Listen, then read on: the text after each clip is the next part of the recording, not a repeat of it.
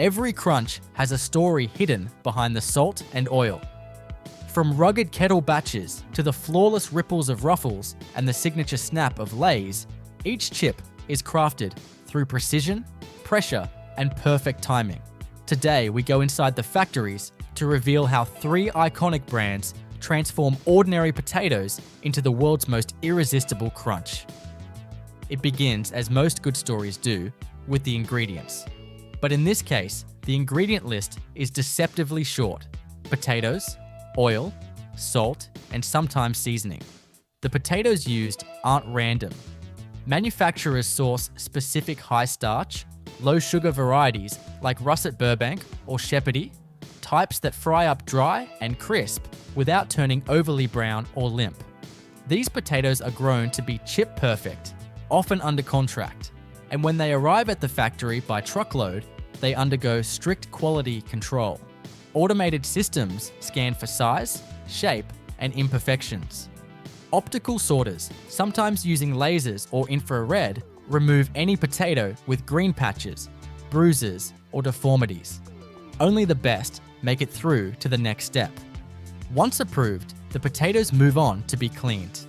They're dumped into enormous stainless steel wash tanks or rotating drum washers, where high-pressure jets of water and rotating brushes remove any residual dirt or field debris.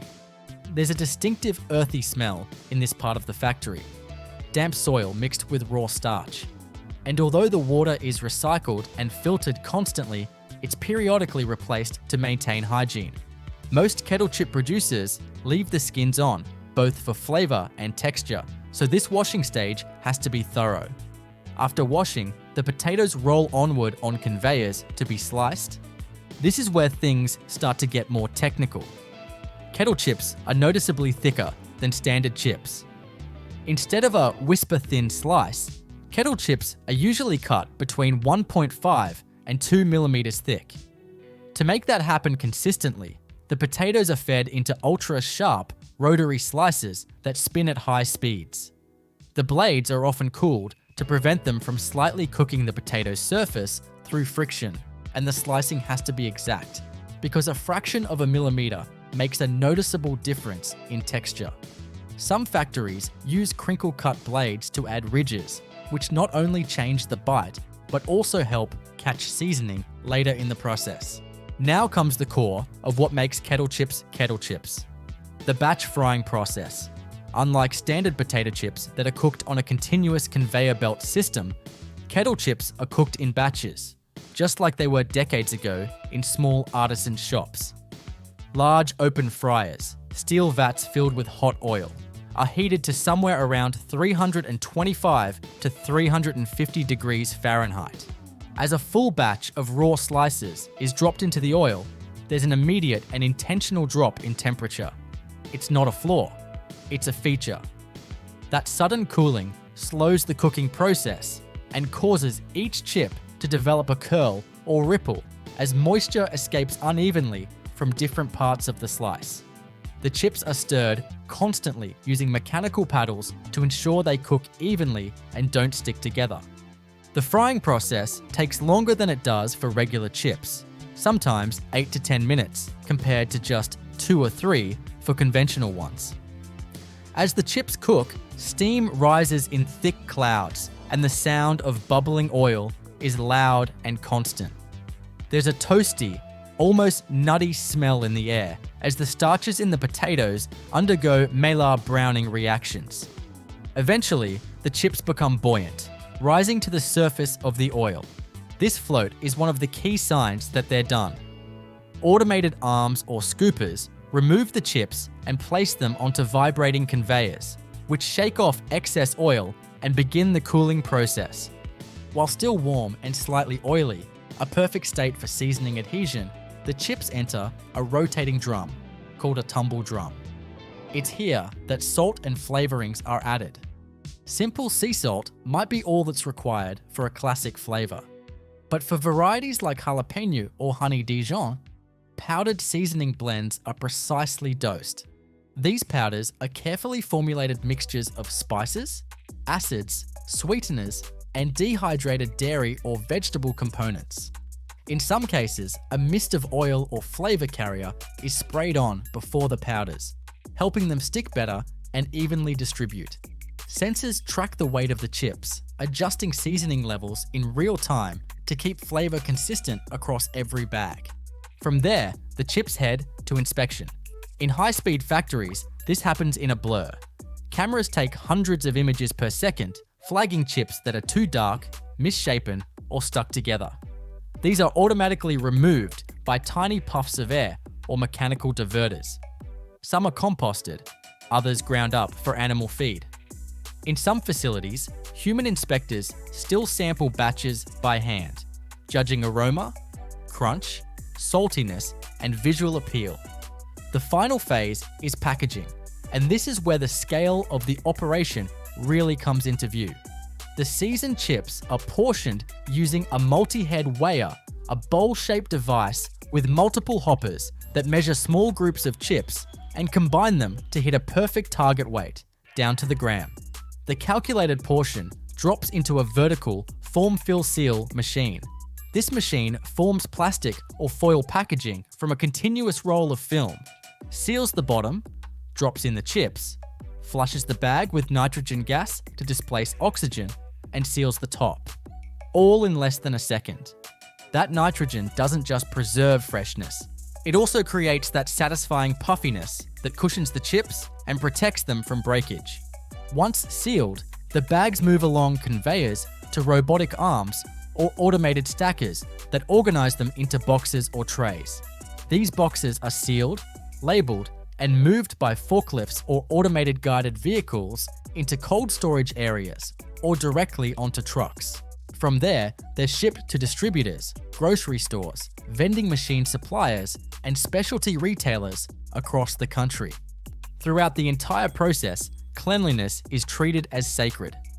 Food factories must meet strict safety standards, and chip plants are no exception. Workers wear full-body suits, hairnets, and gloves. Many facilities have airlocks, foam sanitizers at doorways, and filtered air systems that reduce the risk of airborne contaminants. Floors are sloped for drainage and cleaned with pressurized steam. Equipment is designed to be dismantled easily for sanitation. Even the oil is continuously filtered and monitored. Small potato particles that float off during frying are removed by fine mesh filters or centrifuges. The oil's color, acidity, and smoke point are constantly tested, and some systems can automatically replace degraded oil with fresh oil in real time. It's this mix of old-world cooking and modern control that gives Kettle chips their signature qualities. The thicker slices mean a denser, crunchier bite. The batch frying creates curls and folds that trap flavor. The longer cook time brings out rich, toasted notes you don't get from lighter chips. And the finishing, seasoned warm, sealed in nitrogen, handled carefully, ensures that each chip arrives in perfect condition, full of flavor and texture. All told, a Kettle chip's journey from raw potato to bagged snack might take less than 30 minutes, but it passes through dozens of stages and quality checkpoints. It's a high-speed, high-temperature transformation rooted in simplicity but executed with serious complexity. And while it might be easy to tear open a bag and casually munch, it's worth remembering just how much engineering and planning went into making that satisfying crunch possible. The journey starts with the potato, but not just any potato. Lay's uses specific cultivars grown under contract with farmers, often choosing varieties like Lady Rosetta, Hermes, or Atlantic, bred specifically for their high dry matter, low sugar content, and excellent frying behavior. These potatoes fry golden instead of brown and stay crisp longer.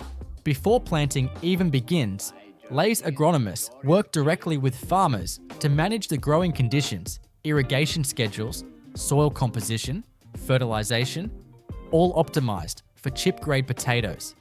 Once harvested, they're loaded into massive trailers and transported to the factory, where the transformation begins almost the moment the truck rolls in. Every incoming load is sampled and analyzed.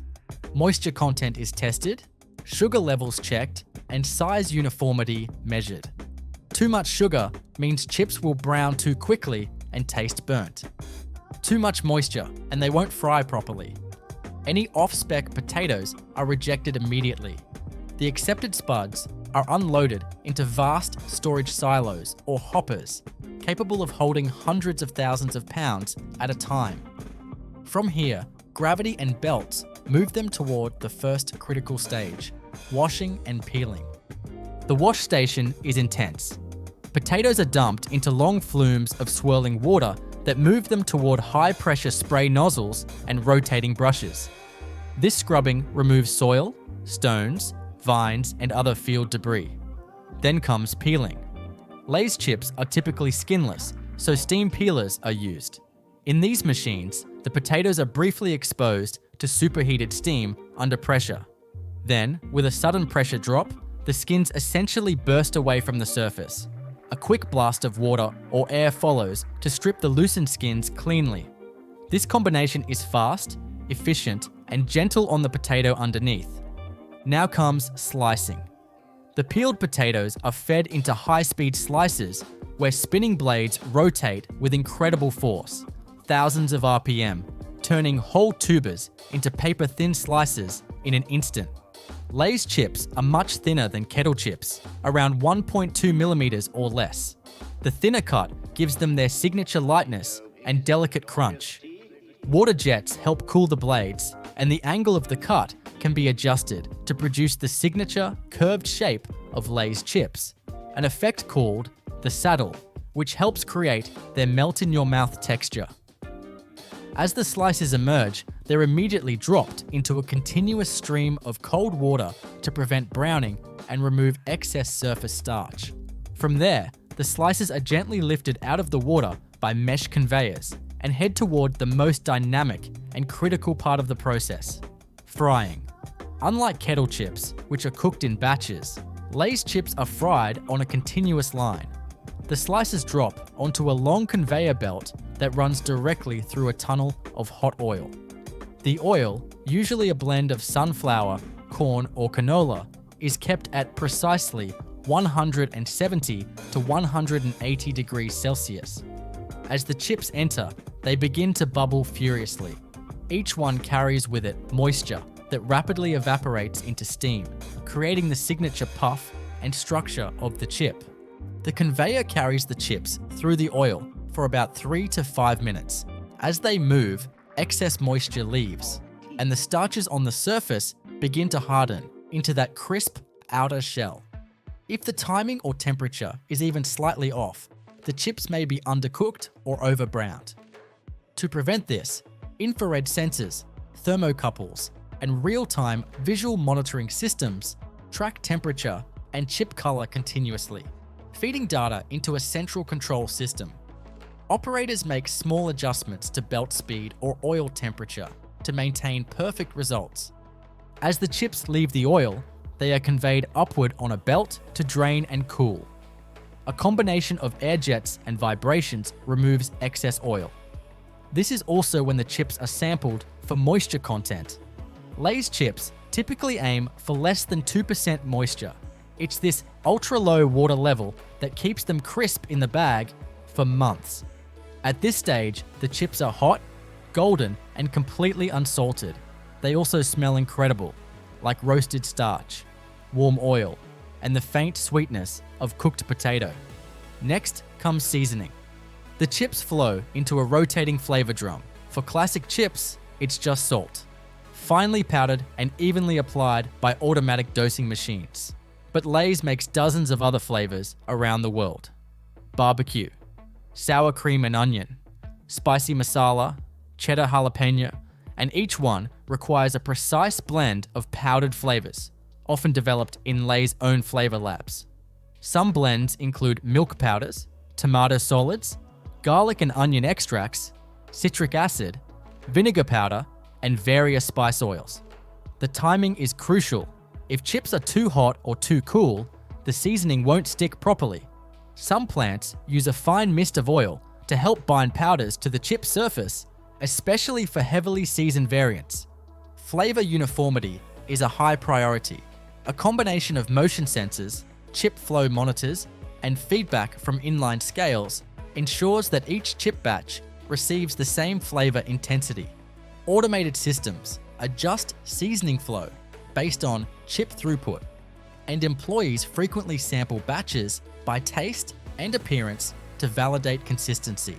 From here, the chips are conveyed to the packaging area. A multi-head weigher, a circular device with up to 14 weigh buckets, quickly calculates combinations of chip portions to hit exact target weights. This is faster and more accurate than weighing a single portion at a time. The portioned chips drop into a vertical form-fill-seal machine, which forms a bag from printed film, seals the bottom, fills it with chips, injects nitrogen gas to replace oxygen, and then seals the top.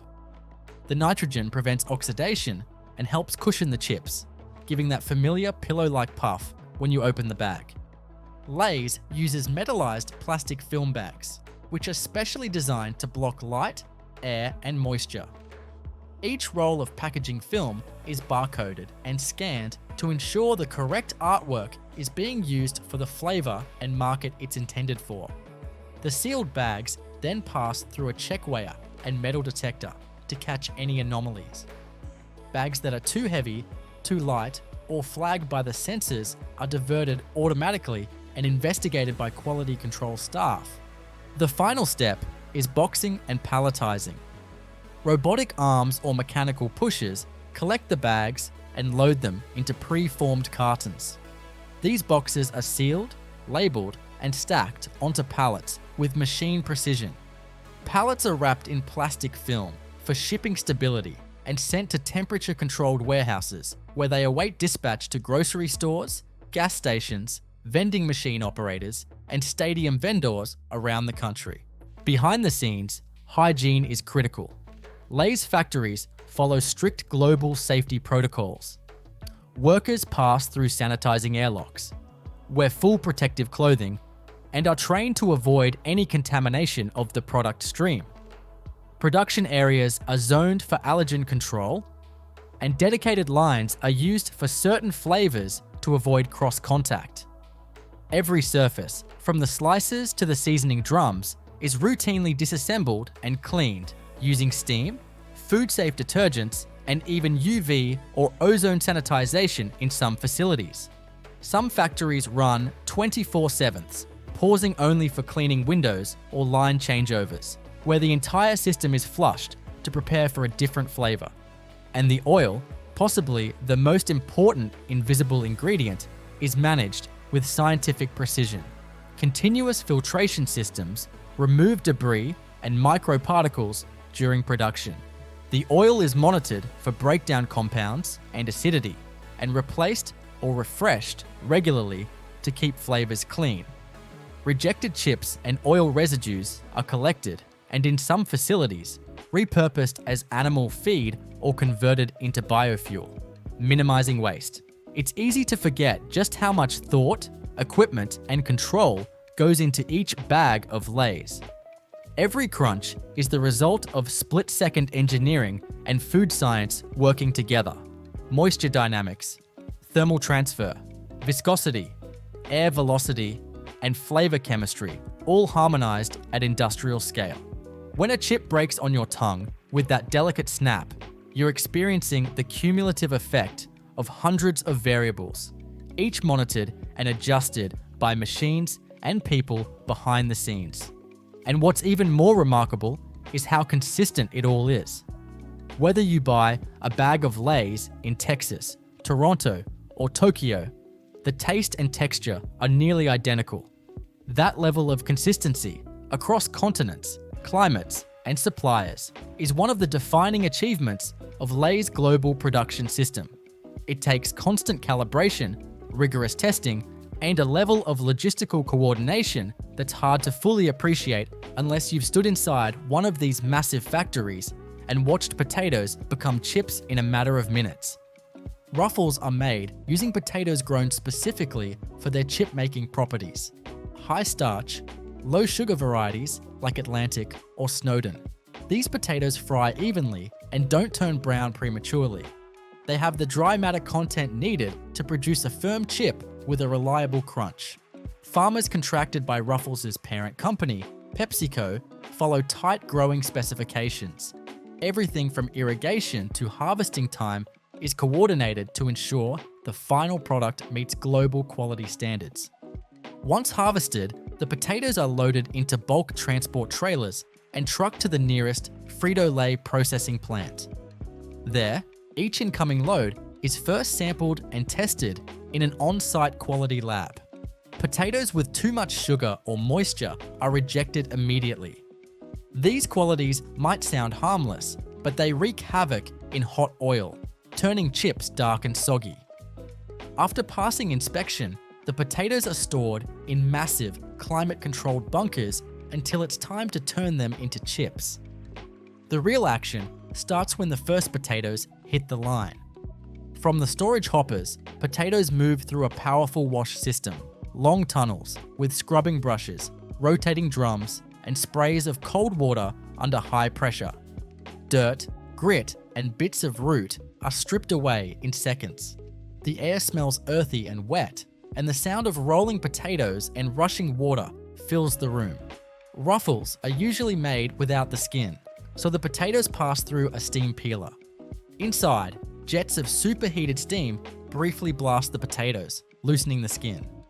Then, with a sudden drop in pressure, the skin practically explodes off. A final water rinse clears the surface clean.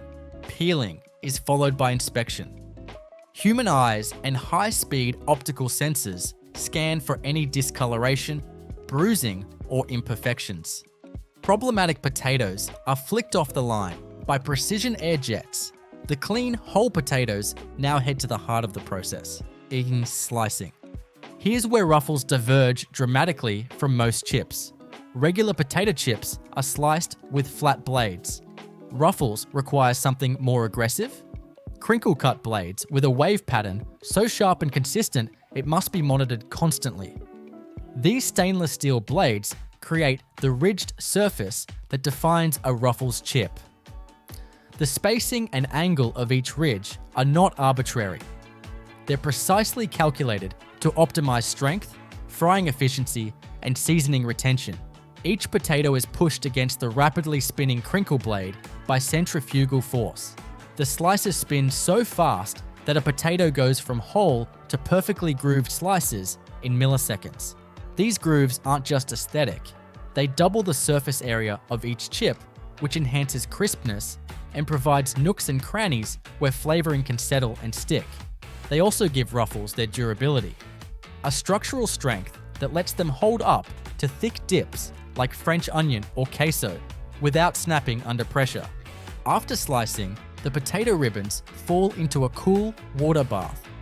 This soaking phase removes surface starch, preventing chips from sticking together during frying.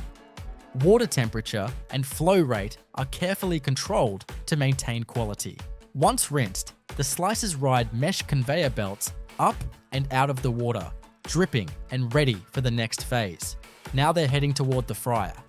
Unlike kettle chips, which are cooked in batches, Ruffles are fried on a continuous conveyor system, a long tunnel of hot oil, where temperature, speed, and immersion time are all controlled by computer.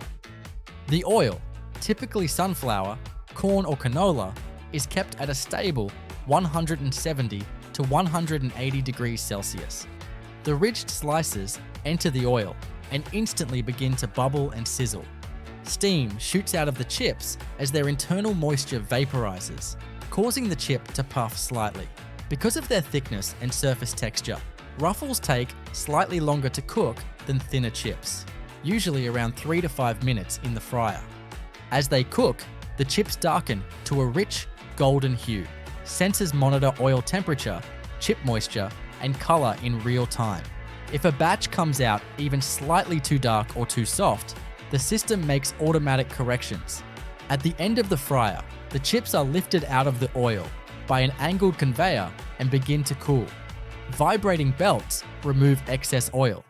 Air knives blow off remaining droplets, and the chips settle to room temperature over a matter of minutes.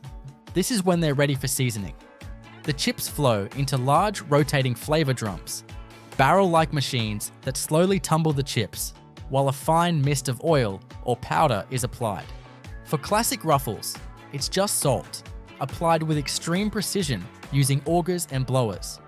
For flavored varieties like sour cream and onion, all dressed cheddar and sour cream, or jalapeno ranch, the process is more complex.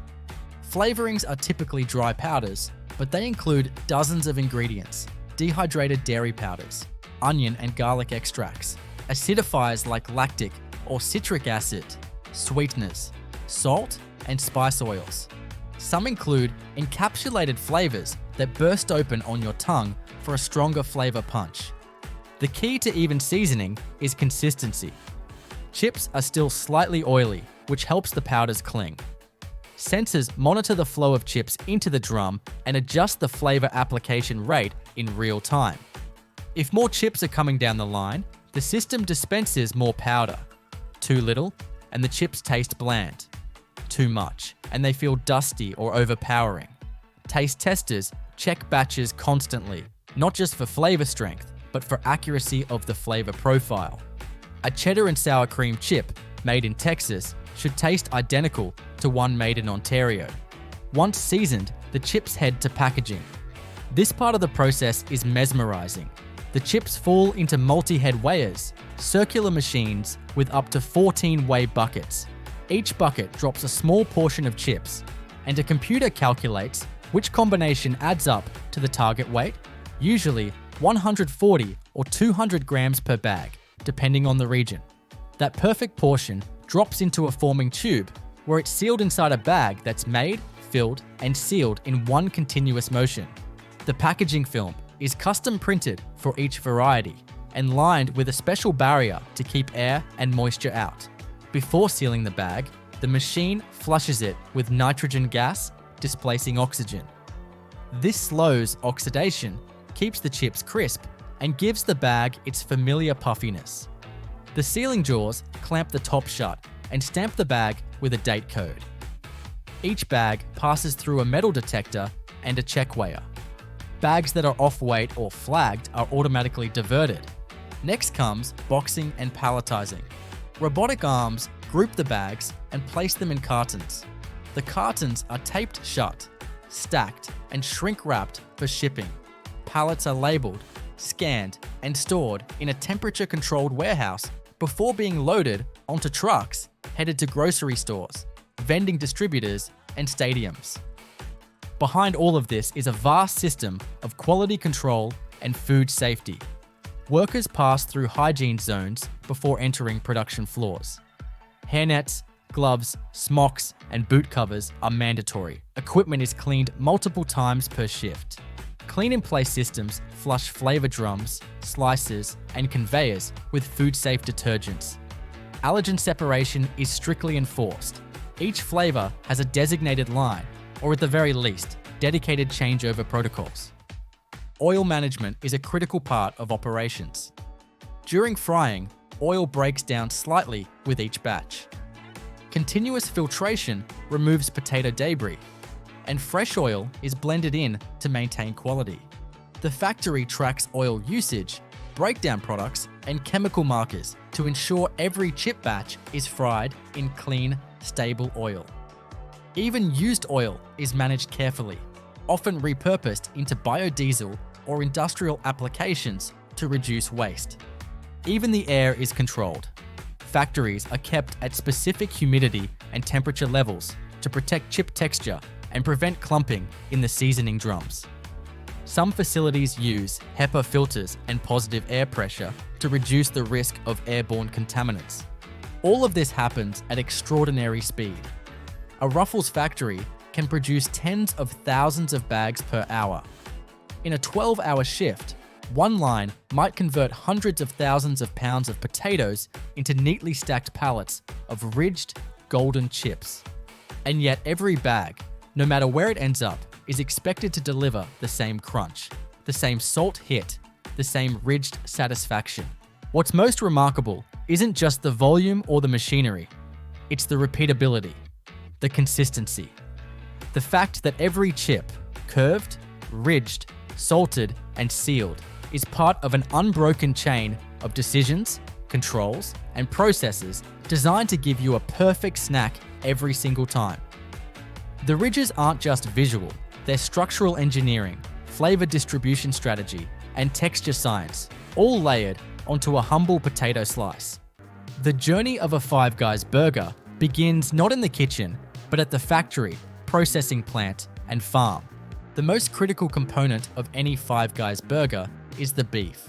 The company is famously particular about the type of beef it uses, never frozen, 100% fresh, and containing no fillers or additives. All Five Guys burgers are made from ground chuck, an 80/20 lean to fat ratio that balances flavor and moisture retention. The sourcing process begins at the cattle farm.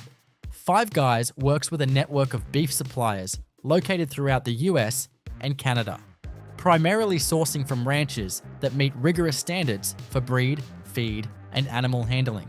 These standards require that cattle are fed a grain-based diet with a strong emphasis on quality and marbling rather than lean meat content. Cattle are raised under conditions that follow USDA guidelines, and many of Five Guys suppliers participate in third-party animal welfare audits. The cattle are processed in USDA-inspected facilities that are required to meet strict sanitation, temperature, and traceability requirements. Upon slaughter, carcasses are dry-aged in chilled holding rooms to develop flavor and improve tenderness, typically for a minimum of 24 to 48 hours, depending on the processor. The next phase happens at industrial meat processing plants, where the chuck sections are broken down and inspected. These plants are not typical slaughterhouses. They're highly automated production environments that specialize in precision meat portioning and grinding. Only specific muscle groups from the chuck are used in Five Guys' blend, and these cuts are separated, trimmed, and visually inspected for sinew, silver skin, and excessive fat content. Once portioned, the chuck is passed through industrial meat grinders equipped with die plates that produce uniform, medium-coarse ground beef. The grinders are chilled to maintain the meat's structural integrity, typically operating in ambient temperatures of 34 degrees Fahrenheit to 39 degrees Fahrenheit. During grinding, the meat's temperature is constantly monitored using inline thermocouples. If the internal temperature of the grind rises above 40 degrees Fahrenheit, the system automatically shuts down to avoid potential bacterial growth. Importantly, no seasonings, preservatives, or binders are added. This is pure beef, ground and immediately formed into patties using hydraulic patty forming machines. These machines compress the ground beef into uniform discs using precision molds that form 3.3 ounce patties, the size used to build each layer of a Five Guys burger. The patties are shaped gently, not compressed too tightly, to retain tenderness and prevent a dense, chewy texture. Immediately after forming, the patties are layered with food-safe paper interleaves and placed into rigid plastic trays, each separated to prevent sticking or pressure damage. These trays are stacked, shrink-wrapped, and labeled with batch numbers, timestamps, and facility codes. Each batch is also linked to its source lot for full traceability. If an issue ever arises, Five Guys can track the beef back to the exact processing date, plant line, and originating herd. Now, perhaps most famously, Five Guys insists on a never-frozen supply chain. This policy presents a significant challenge at scale. Unlike chains that freeze patties for storage and ship them globally, Five Guys must operate a highly synchronized cold logistics system. Once patties are packed, they're loaded into refrigerated trucks operating at 34 degrees Fahrenheit to 36 degrees Fahrenheit. These trucks are equipped with GPS and temperature tracking to ensure compliance with cold chain protocols throughout the journey. The patties are transported to regional distribution centers, often no more than a day's drive from the restaurants they supply. These facilities are designed to receive, inspect, and hold the beef for only a short window, usually no more than 7 days. If any shipment arrives even a few degrees above temperature or outside of its acceptable delivery window, it is rejected outright. From the distribution hub, the beef is delivered directly to Five Guys restaurants in cold-packed containers, where it is stored in the restaurant's walk-in cooler and used within 48 hours. While beef is one pillar of the operation, another critical component handled at the industrial level is the potato. Five Guys fries are almost as iconic as their burgers, and the company is equally obsessive about how they're sourced and handled. The only potato variety used in their fries is the Idaho Russet Burbank, known for its high starch content and firm texture, which allows it to hold up through the unique double frying process that Five Guys uses in-store. At the agricultural level, potatoes are contracted from farms in the Pacific Northwest, with many coming from family-owned operations in Idaho and Washington.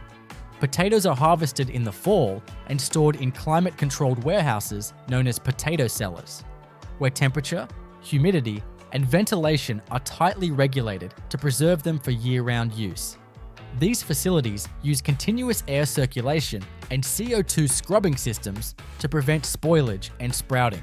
The raw, unpeeled potatoes are trucked to centralized packing plants where they are washed, sorted by size, and loaded into breathable mesh sacks. Unlike frozen fries, which are peeled, blanched, and par-fried in industrial plants, Five Guys potatoes remain entirely raw. There is no industrial cutting, freezing, or seasoning. This makes the logistics much more complex, as raw potatoes are sensitive to bruising, sprouting, and microbial spoilage if handled improperly.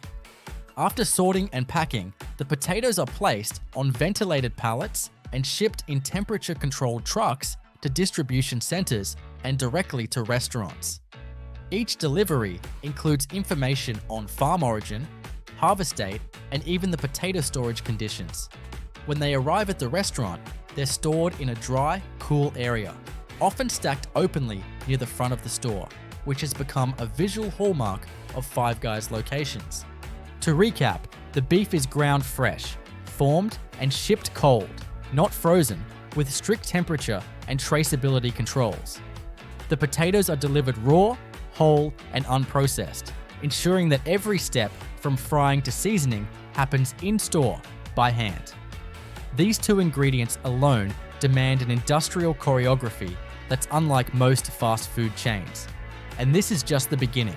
With the beef patties and fresh-cut fries prepared and shipped under cold chain precision, the next essential ingredient in the Five Guys burger system comes into focus: the bun. Unlike the patties and potatoes, which are either ground or cut at industrial scale, the buns are crafted in high-output bakeries designed to balance handcrafted quality with the consistency needed to serve thousands of locations daily. This stage of production, though it may seem simple on the surface, involves rigorous formulation, batch precision, fermentation control, and timed logistics to ensure that every burger bun meets the brand's exacting standards. Five Guys uses a proprietary bun recipe, one that's softer and slightly sweeter than standard hamburger buns. This isn't a generic bakery item. It has been formulated specifically to absorb the juices of fresh patties while remaining sturdy enough not to disintegrate during handling. The dough is made daily in regional bakeries contracted exclusively by Five Guys, meaning that each region has its own centralized baking partner to keep delivery times short and the product ultra fresh. The bun dough starts with a mix of enriched wheat flour, water, yeast, sugar, whole eggs, salt, and soybean oil.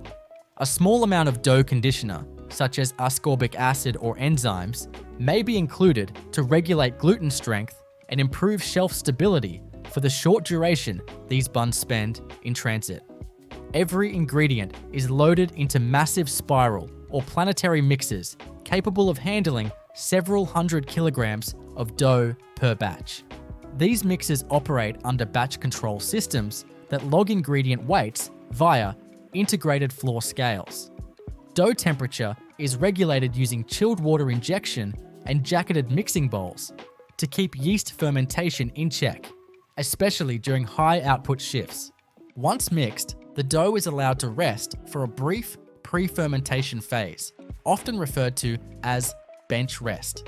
This allows the gluten network to begin developing while gas bubbles from yeast fermentation begin forming. From there, the dough is conveyed to a divider rounder system, an automated machine that portions dough balls and gently shapes them into smooth rounds using mechanical cups or centrifugal motion. The precise size is critical, as Five Guys buns must fit the patty exactly, with no overhang or shrinking during grilling. The standard target weight for each bun is usually between 78 and 82 grams, with tolerances of less than +1 G. Once portioned, the dough balls are loaded onto proofing trays and transferred into a temperature and humidity-controlled proofing chamber. This chamber mimics the conditions of a traditional proofer, around 90 degrees Fahrenheit and 85% humidity. Inside, the yeast activity causes the dough balls to rise and expand, forming the signature airy texture of Five Guys buns. This proofing stage usually lasts 45 to 60 minutes, depending on ambient conditions and bakery altitude, with real-time CO2 monitoring systems in place to fine-tune time adjustments. After proofing, the buns are topped with sesame seeds using mechanical seeders positioned just above the conveyor. The trays then enter the baking oven, a long, continuous belt oven heated by convection and radiant sources, set typically between 375 degrees Fahrenheit and 425 degrees Fahrenheit. Each bun passes through the oven on a belt that moves at a consistent speed, completing the bake in about 12 to 15 minutes. Internal product probes are used to confirm that each bun reaches a core temperature above 190 degrees Fahrenheit, ensuring full gelatinization of starches and proper set of the protein matrix. Once baked, the buns move through a rapid cooling tunnel to bring their internal temperature down to below 90 degrees Fahrenheit as quickly as possible. This prevents moisture condensation within packaging and stabilizes the product for transport. Cooling too slowly could encourage mold growth or collapse the bun's structure. The cooled buns are then passed to an automated slicer that splits each bun horizontally, preparing it for use in restaurants. The slicing is done with oscillating serrated blades that operate in sync with the belt speed to avoid tearing or compression. The sliced buns are carefully packed into breathable plastic sleeves, typically holding 6 to 8 buns per pack, and then into cardboard cartons. These cartons are labeled with batch numbers, bakery codes, timestamps, and use-by dates. The target shelf life is short, usually no more than 5 days, including shipping and storage time in line with Five Guys' no freezer policy. Because the buns contain no artificial preservatives, they require tight turnaround from production to consumption. Logistically, the buns are shipped daily from bakeries to distribution centers and then to restaurants. Many bakeries operate overnight shifts to ensure that fresh buns can be delivered in the early morning hours for that day's service. Trucks used for transport are not refrigerated. Five Guys moves thousands of pounds of beef and buns through a supply chain so intense it runs like a high-speed burger machine. Behind every fresh, made-to-order meal is a massive factory system designed to deliver consistent flavor with zero shortcuts. In this documentary, we go inside the operation powering one of America's most iconic burger chains, from raw ingredients to grill-ready perfection. Unlike many fast food chains that rely heavily on pre-cooked, frozen, or highly processed food products, Five Guys has built its entire business model on quality, freshness, and simplicity. That simplicity, however, hides a remarkably complex and carefully controlled supply chain that delivers consistent, high-quality ingredients to thousands of restaurants across the US and internationally. The journey of a Five Guys burger begins not in the kitchen, but at the factory, processing plant, and farm. The most critical component of any Five Guys burger is the beef. The company is famously particular about the type of beef it uses. never frozen, 100% fresh, and containing no fillers or additives. All Five Guys burgers are made from ground chuck, an 80/20 lean to fat ratio that balances flavor and moisture retention. The sourcing process begins at the cattle farm. Five Guys works with a network of beef suppliers located throughout the US and Canada, primarily sourcing from ranches that meet rigorous standards for breed, feed, and animal handling. These standards require that cattle are fed a grain-based diet with a strong emphasis on quality and marbling rather than lean meat content. Cattle are raised under conditions that follow USDA guidelines, and many of Five Guys suppliers participate in third-party animal welfare audits. The cattle are processed in USDA-inspected facilities that are required to meet strict sanitation, temperature, and traceability requirements. Upon slaughter, carcasses are dry-aged in chilled holding rooms to develop flavor and improve tenderness, typically for a minimum of 24 to 48 hours, depending on the processor. The next phase happens at industrial meat processing plants, where the chuck sections are broken down and inspected. These plants are not typical slaughterhouses. They're highly automated production environments that specialize in precision meat portioning and grinding. Only specific muscle groups from the chuck are used in Five Guys' blend, and these cuts are separated, trimmed, and visually inspected for sinew, silver skin, and excessive fat content. Once portioned, the chuck is passed through industrial meat grinders equipped with die plates that produce uniform, medium-coarse ground beef. The grinders are chilled to maintain the meat's structural integrity, typically operating in ambient temperatures of 34 degrees Fahrenheit to 39 degrees Fahrenheit. During grinding, the meat's temperature is constantly monitored using inline thermocouples. If the internal temperature of the grind rises above 40 degrees Fahrenheit, the system automatically shuts down to avoid potential bacterial growth. Importantly, no seasonings, preservatives, or binders are added. This is pure beef, ground and immediately formed into patties using hydraulic patty forming machines. These machines compress the ground beef into uniform discs using precision molds that form 3.3 ounce patties, the size used to build each layer of a Five Guys burger. The patties are shaped gently, not compressed too tightly, to retain tenderness and prevent a dense, chewy texture. Immediately after forming, the patties are layered with food-safe paper interleaves and placed into rigid plastic trays, each separated to prevent sticking or pressure damage. These trays are stacked, shrink-wrapped, and labeled with batch numbers, timestamps, and facility codes. Each batch is also linked to its source lot for full traceability. If an issue ever arises, Five Guys can track the beef back to the exact processing date, plant line, and originating herd. Now, perhaps most famously, Five Guys insists on a never-frozen supply chain. This policy presents a significant challenge at scale. Unlike chains that freeze patties for storage and ship them globally, Five Guys must operate a highly synchronized cold logistics system. Once patties are packed, they're loaded into refrigerated trucks operating at 34 degrees Fahrenheit to 36 degrees Fahrenheit. These trucks are equipped with GPS and temperature tracking to ensure compliance with cold chain protocols throughout the journey.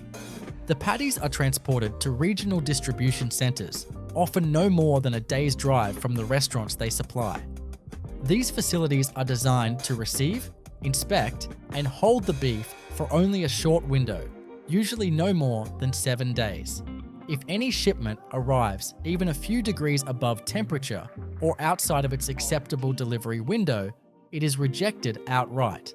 From the distribution hub, the beef is delivered directly to Five Guys restaurants in cold-packed containers, where it is stored in the restaurant's walk-in cooler and used within 48 hours.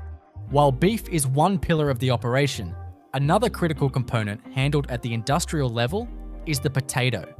Five Guys fries are almost as iconic as their burgers, and the company is equally obsessive about how they're sourced and handled. The only potato variety used in their fries is the Idaho Russet Burbank, known for its high starch content and firm texture, which allows it to hold up through the unique double frying process that Five Guys uses in-store. At the agricultural level, potatoes are contracted from farms in the Pacific Northwest, with many coming from family-owned operations in Idaho and Washington. Potatoes are harvested in the fall and stored in climate-controlled warehouses known as potato cellars, where temperature, humidity, and ventilation are tightly regulated to preserve them for year-round use. These facilities use continuous air circulation and CO2 scrubbing systems to prevent spoilage and sprouting. The raw, unpeeled potatoes are trucked to centralized packing plants where they are washed, sorted by size, and loaded into breathable mesh sacks. Unlike frozen fries, which are peeled, blanched, and par-fried in industrial plants, Five Guys potatoes remain entirely raw. There is no industrial cutting, freezing, or seasoning. This makes the logistics much more complex, as raw potatoes are sensitive to bruising, sprouting, and microbial spoilage if handled improperly. After sorting and packing, the potatoes are placed on ventilated pallets and shipped in temperature-controlled trucks to distribution centers and directly to restaurants. Each delivery includes information on farm origin, harvest date, and even the potato storage conditions. When they arrive at the restaurant, they're stored in a dry, cool area, often stacked openly near the front of the store, which has become a visual hallmark of Five Guys locations. To recap, the beef is ground fresh, formed, and shipped cold, not frozen, with strict temperature and traceability controls. The potatoes are delivered raw, whole, and unprocessed, ensuring that every step from frying to seasoning happens in-store by hand. These two ingredients alone demand an industrial choreography that's unlike most fast food chains. And this is just the beginning. With the beef patties and fresh-cut fries prepared and shipped under cold chain precision, the next essential ingredient in the Five Guys burger system comes into focus: the bun. Unlike the patties and potatoes, which are either ground or cut at industrial scale, the buns are crafted in high-output bakeries designed to balance handcrafted quality with the consistency needed to serve thousands of locations daily. This stage of production, though it may seem simple on the surface, involves rigorous formulation, batch precision, fermentation control, and timed logistics to ensure that every burger bun meets the brand's exacting standards. Five Guys uses a proprietary bun recipe, one that's softer and slightly sweeter than standard hamburger buns. This isn't a generic bakery item. It has been formulated specifically to absorb the juices of fresh patties while remaining sturdy enough not to disintegrate during handling. The dough is made daily in regional bakeries contracted exclusively by Five Guys, meaning that each region has its own centralized baking partner to keep delivery times short and the product ultra fresh. The bun dough starts with a mix of enriched wheat flour, water, yeast, sugar, whole eggs, salt, and soybean oil. A small amount of dough conditioner, such as ascorbic acid or enzymes, may be included to regulate gluten strength and improve shelf stability for the short duration these buns spend in transit. Every ingredient is loaded into massive spiral or planetary mixers capable of handling several hundred kilograms of dough per batch. These mixers operate under batch control systems that log ingredient weights via integrated floor scales. Dough temperature is regulated using chilled water injection and jacketed mixing bowls to keep yeast fermentation in check, especially during high output shifts. Once mixed, the dough is allowed to rest for a brief pre-fermentation phase, often referred to as bench rest. This allows the gluten network to begin developing while gas bubbles from yeast fermentation begin forming. From there, the dough is conveyed to a divider rounder system, an automated machine that portions dough balls and gently shapes them into smooth rounds using mechanical cups or centrifugal motion. The precise size is critical, as Five Guys buns must fit the patty exactly. with no overhang or shrinking during grilling.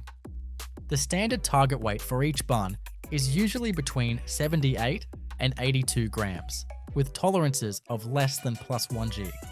Once portioned, the dough balls are loaded onto proofing trays and transferred into a temperature and humidity-controlled proofing chamber. This chamber mimics the conditions of a traditional proofer, around 90 degrees Fahrenheit and 85% humidity. Inside, the yeast activity causes the dough balls to rise and expand, forming the signature airy texture of Five Guys buns.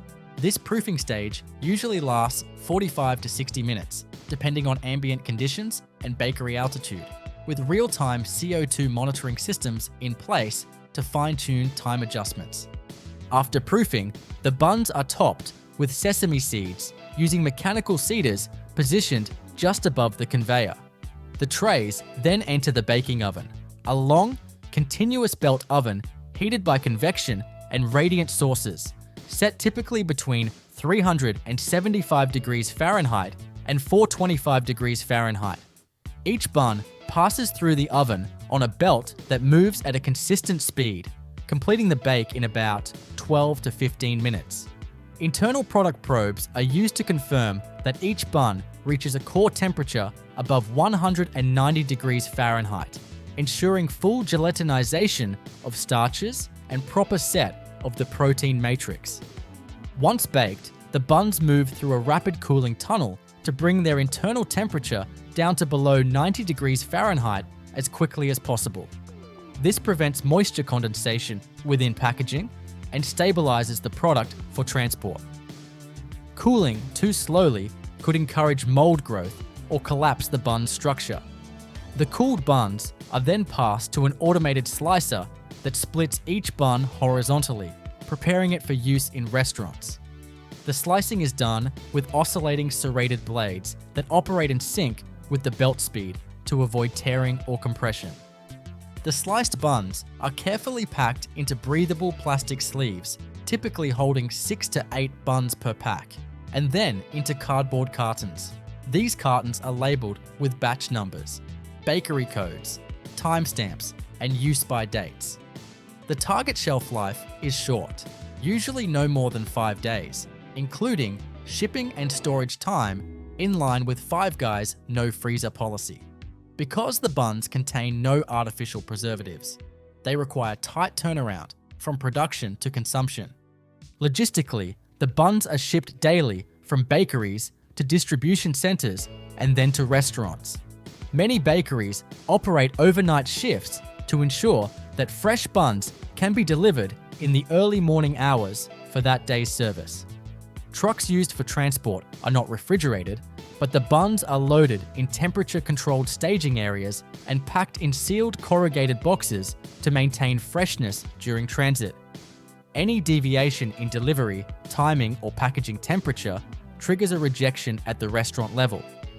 In-store, the buns are stored at room temperature in designated bread racks, often rotated using FIFO principles. Staff members are trained to inspect buns visually and by touch. Any signs of excess firmness, moisture, or spotting lead to immediate disposal.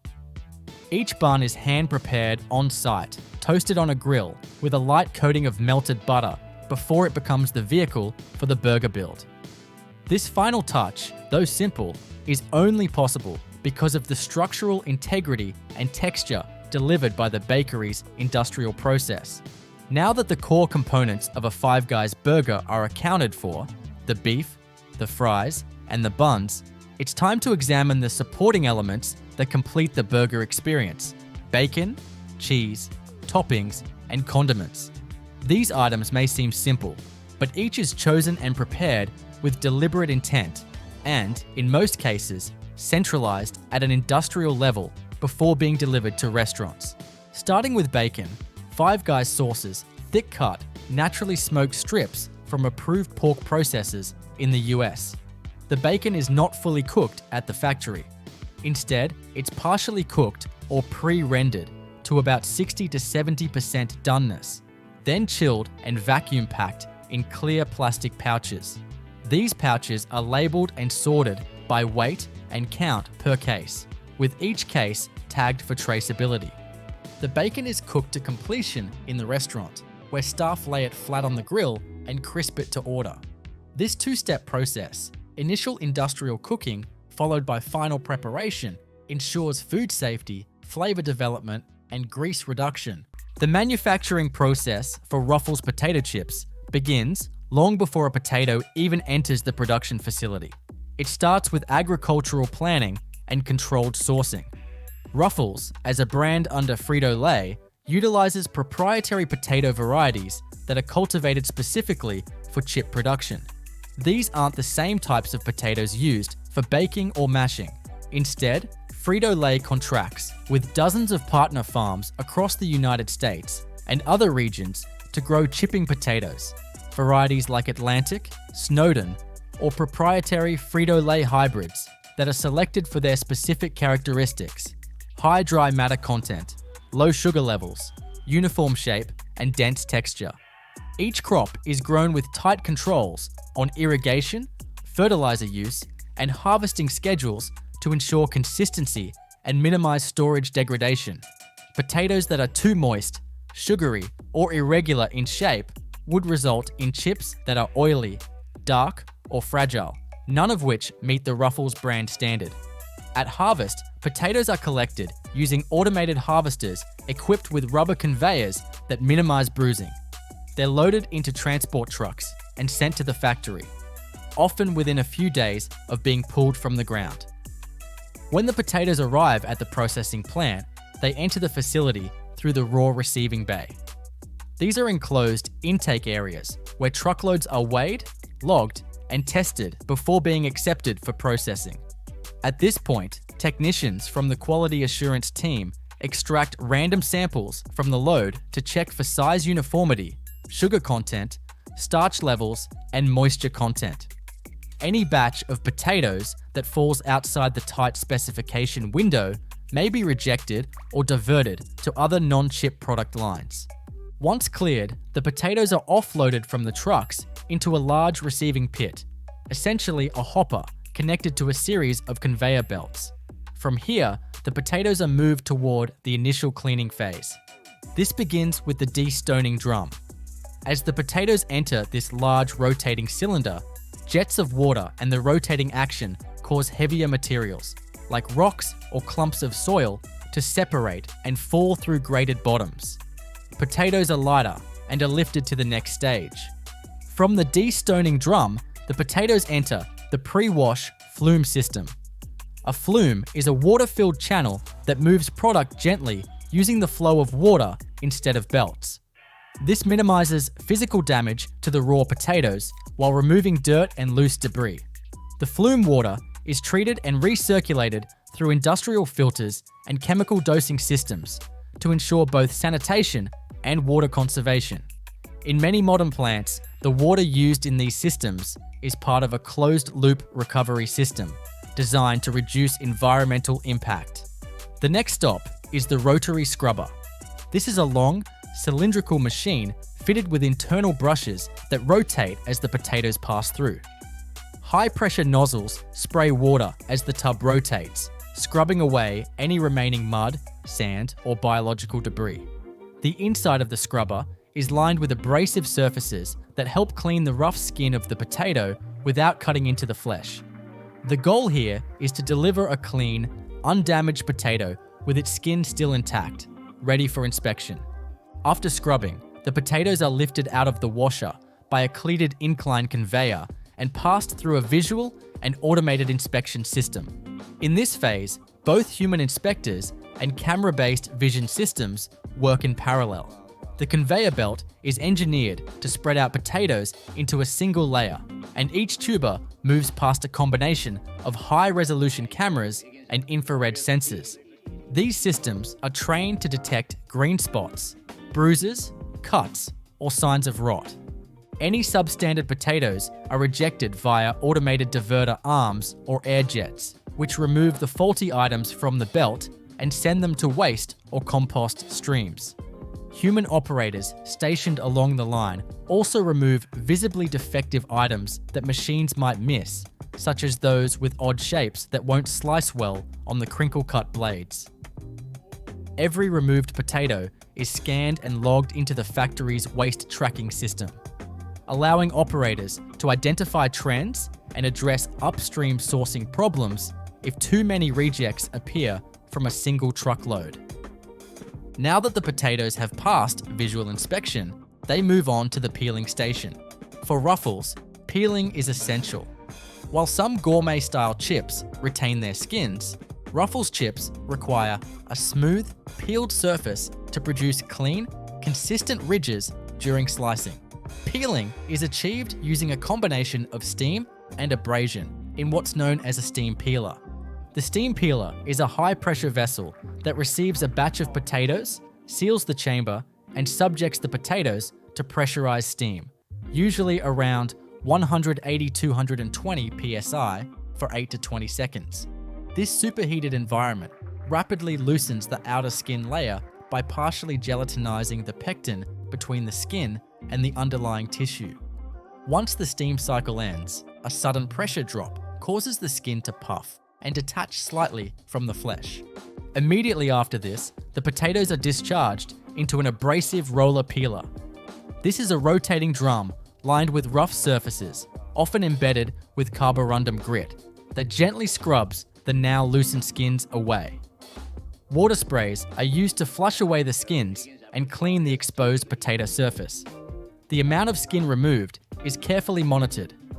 Too much abrasion would remove usable flesh and increase waste. Too little would leave patches of skin that affect the slicing process. The peeled potatoes are rinsed again in chilled water to stop any residual thermal activity and prevent enzymatic browning. A small dose of food-safe antioxidant, like sodium metabisulfite or citric acid, may be added to the rinse water to preserve the pale color of the peeled surface and prevent discoloration before slicing. At this stage, the potatoes are fully clean, peeled, and ready for their signature transformation, being cut into the iconic ridged slices that define a Ruffles chip.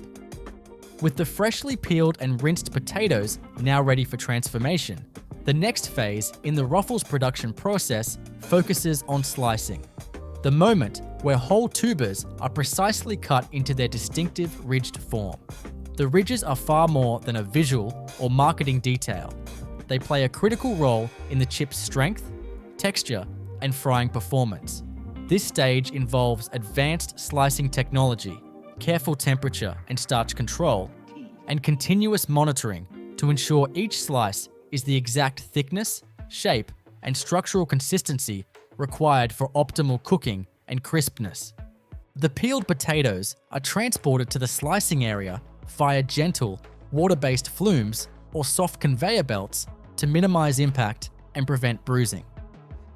Once they reach the slicing units, the potatoes are fed one by one into high-speed rotary slicers designed specifically for crinkle or corrugated cuts. These industrial slicing machines use a rotating impeller or feed wheel to press each potato firmly against a stationary, razor-sharp cutting head fitted with ridged blades. The blades are precisely machined to form a consistent wave pattern, typically with a wave amplitude of 1.5, 2.5 mm and a thickness of around 1.3, 1.5 mm. Unlike flat chip slicing, where a smooth blade is sufficient, Ruffles require a carefully engineered ridged blade made of hardened stainless steel. These blades are aligned at specific angles to produce even, undistorted waves along the chip's entire surface. The sharpness, speed of rotation, and pressure exerted must be perfectly balanced. Too much force or misalignment can result in chips with uneven ridges or broken tips, which would either fry unevenly or be rejected later during inspection. The sliced potatoes are ejected from the slicing drum at high velocity and collected in a shallow trough or on a belt that immediately begins the next critical step: starch removal and surface moisture control. Every potato contains natural starch, and when sliced, a large amount of that starch is released onto the cut surfaces. If not removed, this surface starch can interfere with the frying process, causing chips to stick together, fry unevenly, or develop burnt spots. It can also result in a greasy or gummy mouthfeel, which is unacceptable for Ruffles' clean, crisp texture. To remove excess starch, the slices pass through a multi-stage rinsing system. In the first phase, they enter a flume filled with cold, recirculated water, where they are gently agitated to dislodge free starch. The water in this flume is constantly filtered and monitored for starch content, with automated control systems adjusting flow rate and replacement intervals to maintain effectiveness. Following the first rinse, the slices often move through a series of cascading rinse curtains, sheets of filtered water that fall like waterfalls over the slices as they travel along a mesh or perforated conveyor belt. This helps remove residual starch without applying any mechanical force that could break the delicate ridges. After rinsing, the slices must be dried to a specific degree, not fully desiccated, but dry enough on the surface to allow the hot oil in the fryer to crisp the exterior without creating steam pockets or excessive foaming. This is achieved using a dewatering shaker and an air drying tunnel. The dewatering shaker is a vibrating belt or tray that shakes the slices gently to remove bulk water. The slices then pass under high-velocity air knives, rows of precisely aligned jets that blast room temperature or slightly warmed air across the chip surface. The air knives are tuned to create a shearing effect that strips away surface moisture while maintaining the shape and integrity of the ridged cuts. At this point, the slices are considered ready for frying, but only if they meet one final set of pre-cook inspection criteria. Before entering the fryer, the slices pass through an optical sorting system. This state-of-the-art inspection station uses a combination of high-resolution cameras, infrared sensors, and sometimes laser scanners to detect defects such as green spots, bruising, overly large slices, or broken pieces. Defective slices are rejected with microbursts of compressed air, which knock them off the main conveyor line and into waste or reprocessing bins. The acceptable slices, meanwhile, are evenly distributed across the width of the fryer in feed conveyor to ensure uniform exposure to hot oil. Frying is where the raw slices become what we recognize as potato chips. And for Ruffles, this step is both art and engineering. The chips are fried in continuous fryers, long stainless steel troughs filled with high-temperature cooking oil. The oil is typically a carefully formulated blend of vegetable oils, often including sunflower, corn, or canola oil, chosen for their high smoke points, neutral flavor, and oxidative stability. The oil is filtered, treated, and replaced on a tightly regulated schedule to maintain quality and avoid flavor degradation. As the slices enter the fryer, they are immediately submerged by a submersion conveyor that ensures they stay evenly beneath the oil's surface throughout the cooking process. The oil is maintained at a precise temperature, usually between 170 degrees Celsius and 190 degrees Celsius. This range is critical. Too cool, and the chips absorb oil and turn soggy. Too hot, and they brown too quickly or develop burnt notes. Each chip is cooked for approximately 2 to 3 minutes, depending on thickness, oil composition, and desired moisture content. Inside the fryer, the chips expand slightly and crisp as their internal water content rapidly evaporates. The ridged surface of Ruffles causes the chip to fry unevenly by design, creating micro variations in texture that result in a more substantial bite and greater structural integrity. The ridges also slow oil drainage, allowing a slightly longer dwell time that contributes to the chip's durability and resistance to breakage during dipping. The fryer is equipped with multiple sensors and flow meters that measure oil temperature, turnover rate, chip feed rate, and even in-oil moisture concentration. These data are analyzed in real time by the factory's central control system, allowing operators to make immediate adjustments. In many facilities, the frying process is linked to upstream slicing sensors. For example, if slightly thicker slices are detected coming from the cutter. The fryer conveyor speed is slowed accordingly to ensure proper cook time.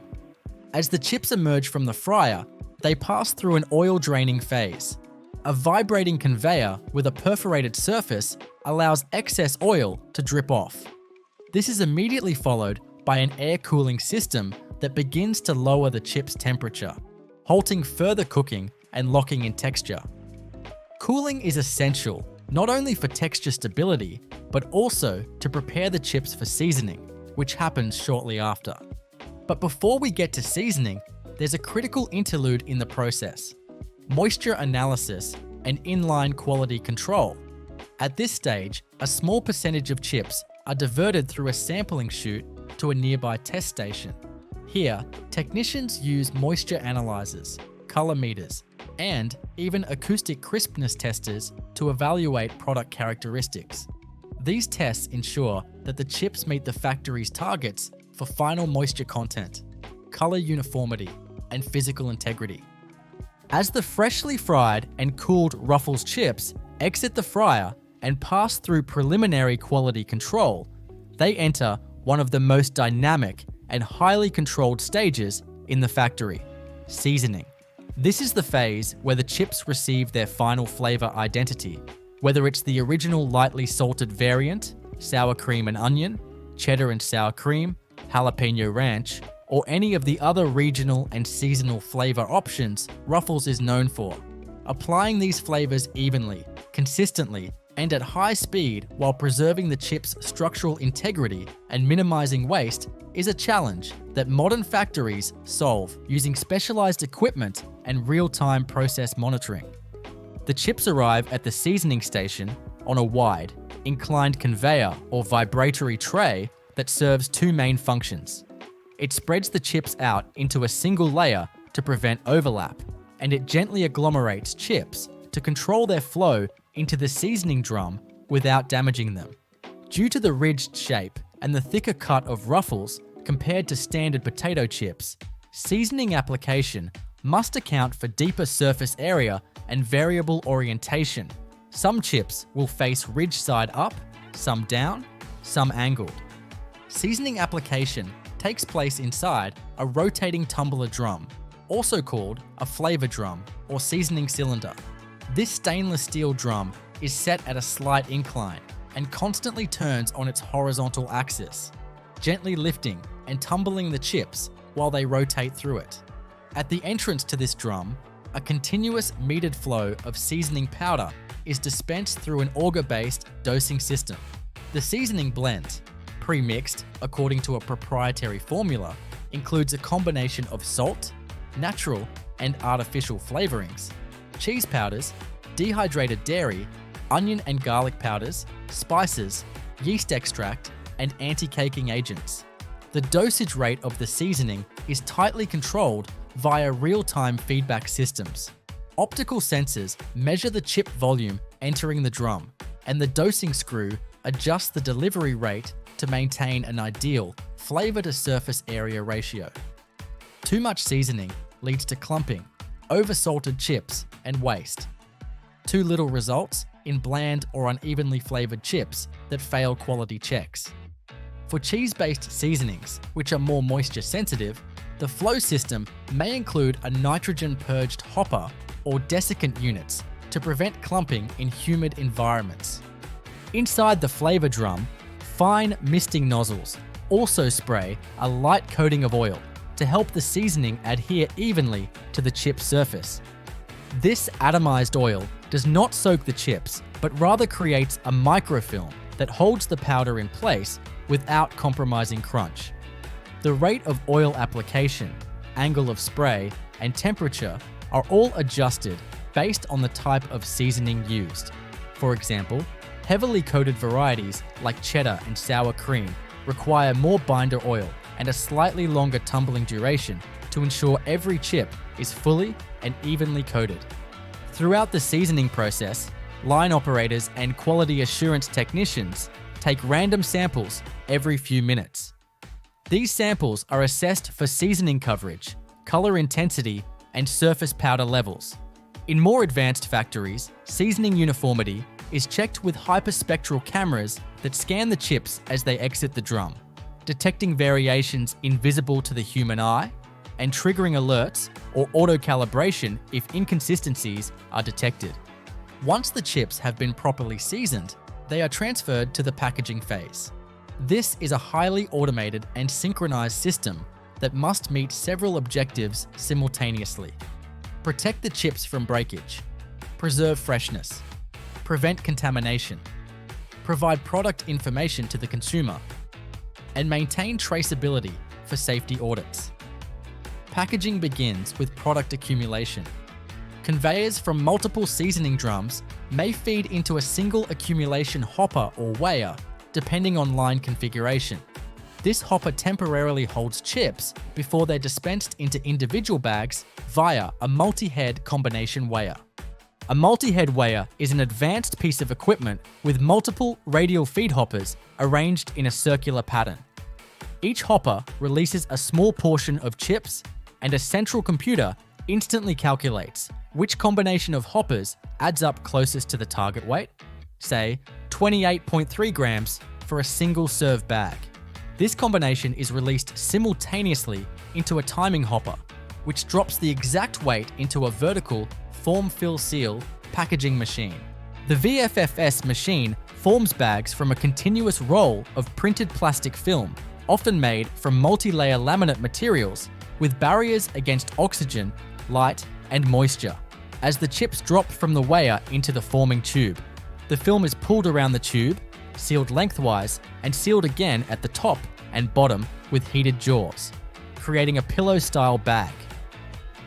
Before the top seal is made, a precise dose of nitrogen gas is injected into the bag, a process known as nitrogen flushing.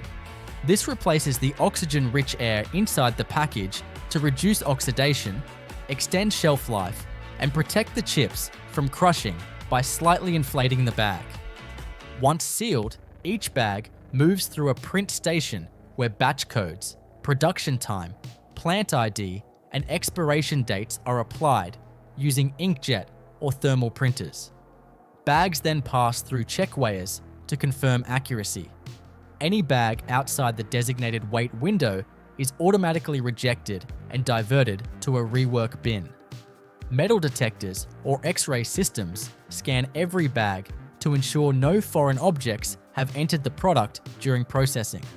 This is standard for all snack food production and a critical part of food safety compliance. From there, the sealed and verified bags are grouped into cartons or display trays by robotic case packers. These cartons are sealed with tape or glue and labeled with barcodes and tracking information. Finally, cartons are stacked onto pallets by robotic palletizers, often using suction cup grippers or clamp arms to gently stack without damaging contents. Pallets are wrapped in stretch film and staged in the finished goods warehouse, which is climate controlled to preserve chip texture and flavor. At every point along this packaging line, sensors, programmable logic controllers, and SCADA systems monitor performance metrics, line speed, reject rates, weigher accuracy, sealing temperature, film feed rate, and more. Maintenance logs and process trends are analyzed weekly to identify emerging issues, improve throughput, and reduce product loss. Beyond the physical movement of chips, there are strict sanitation and allergen management systems in place. Since some Ruffles flavors may contain milk, cheese, or other allergens, production lines must be deep cleaned between flavor runs. Clean in place protocols involve dismantling sections of the line using high-pressure washdowns, food-safe detergents, and microbial swab testing. Detailed records of every cleaning cycle are logged and audited regularly. In addition to cleaning, factories must manage cross-contamination risk during flavor changeovers. This includes running purge batches, segregating flavoring agents in separate storage silos, and using dedicated feed lines wherever possible. Every batch of Ruffles is linked back to a full traceability profile, covering raw material lot codes, equipment used, line operator IDs, and environmental conditions during processing. As the freshly packaged Ruffles chips leave the main production floor, the final phase of manufacturing comes into focus. A sophisticated web of logistics, sustainability efforts, continuous process optimization, and digital innovation. While the chips themselves are complete, the factory does not pause. Instead, a parallel system of data analysis, quality assurance, and supply chain orchestration continues operating in the background, ensuring the product not only meets current demand, but evolves to meet future expectations. These behind-the-scenes processes are integral to the long-term efficiency, environmental responsibility, and market success of Ruffles. At the heart of these operations is a factory-wide data infrastructure that tracks every input and output, from raw potatoes to finished pallets. Each batch of Ruffles produced is logged into an integrated manufacturing execution system. This software records the origin of each ingredient, the time and conditions of each processing step, the performance of every machine along the line, and even environmental metrics like room humidity and oil turnover frequency. The MES integrates with enterprise resource planning systems, providing real-time visibility into inventory levels, sales forecasts, and raw material consumption. This data is not merely archived, it's analyzed continuously using advanced analytics platforms and AI-based algorithms. These systems look for patterns in machine downtime, chip reject rates, oil consumption per batch, or seasonal fluctuations in potato solids. If a fryer begins to show a subtle increase in oil absorption, or if seasoning coverage becomes slightly more variable, the system flags it. Maintenance crews and process engineers receive alerts and can intervene before the issue affects product quality or efficiency. Predictive maintenance models also help avoid equipment failure by identifying when motors, pumps, or slicers are approaching wear thresholds. One of the key areas of focus in modern Ruffles factories is oil management. Frying oil is both a major cost and a major variable in product consistency and sustainability. The oil in the continuous fryer is constantly recirculated through filtration units that remove chip fines and particulates. Inline sensors monitor the free fatty acid content, color, and total polar materials in the oil, 3 indicators of oil degradation. When these metrics exceed defined limits, the system initiates partial or full oil replacement protocols. Some facilities have implemented smart fryer systems that dynamically adjust oil flow and heat profiles based on chip load and moisture level, significantly reducing oil turnover without compromising flavor or texture. Environmental sustainability is another priority embedded into Ruffles manufacturing. Frito-Lay, the parent brand, has committed to reducing water, energy, and greenhouse gas emissions across its snack food plants. One way this is achieved is through water reclamation. The flume water used to transport, wash, and rinse potatoes is filtered, UV treated, and reused multiple times before final disposal. Similarly, the steam peelers are equipped with condensate recovery systems that recycle steam condensate back into the boiler system, conserving energy and reducing water use. Electricity usage is optimized through variable frequency drives on conveyors and pumps, while LED lighting, motion sensors, and insulated cooling tunnels help minimize unnecessary energy waste. Some Ruffles production plants are now partially powered by renewable sources, including solar panels and biogas captured from on-site food waste digesters. Waste heat from fryers is recovered using heat exchangers and used to preheat incoming wash water, further boosting energy efficiency. Waste management is another crucial part of the factory's operations. Trimmings from biscuit cuts, chips rejected for size or overcooking, and seasoning overage are all collected, logged, and sent to animal feed processors or converted into biofuel when food safety protocols allow. Even the excess oil removed during de-oiling phases is collected, filtered, and sold to biodiesel manufacturers. Packaging materials are optimized for minimal plastic use. and packaging engineers continuously evaluate new laminates that offer better barrier performance with reduced environmental impact. Snickers is one of the most iconic and best-selling candy bars in the world. With its layers of nougat, caramel, roasted peanuts, and milk chocolate coating, it offers a complex texture and flavor experience in every bite. Originally introduced in 1930 by Mars Incorporated and named after the Mars family's favorite horse, Snickers has since grown into a global confectionery powerhouse, produced in enormous quantities at highly sophisticated manufacturing plants across multiple continents. Behind its familiar wrapper lies an incredibly detailed and carefully engineered process that combines ingredients from across the globe and integrates modern food processing technologies at every step, from raw material intake all the way to final packaging. Despite appearing as a simple chocolate bar, Snickers is actually a multi-component product, and its industrial-scale production demands the coordination of several parallel manufacturing lines. Each core component, nougat, caramel, peanuts, and chocolate, is produced or prepared separately before being assembled, enrobed, cooled, cut, and wrapped with millimeter precision. Every element must match exact specifications for texture, consistency, and flavor, ensuring a uniform, high-quality candy bar across millions of units per day. The process begins long before any mixing or cooking happens, with the procurement and inspection of raw ingredients. Key materials include sugar, corn syrup, milk powder, cocoa mass, cocoa butter, lactose, palm oil, whey protein, skim milk, roasted peanuts, salt, egg whites or albumin for nougat, and a blend of artificial and natural flavorings. Each shipment of ingredients undergoes a series of quality control checks to verify moisture content, microbiological safety, foreign matter absence, and conformance to chemical and physical standards. Peanuts, for instance, are subjected to visual inspections, aflatoxin testing, and moisture control before entering the plant.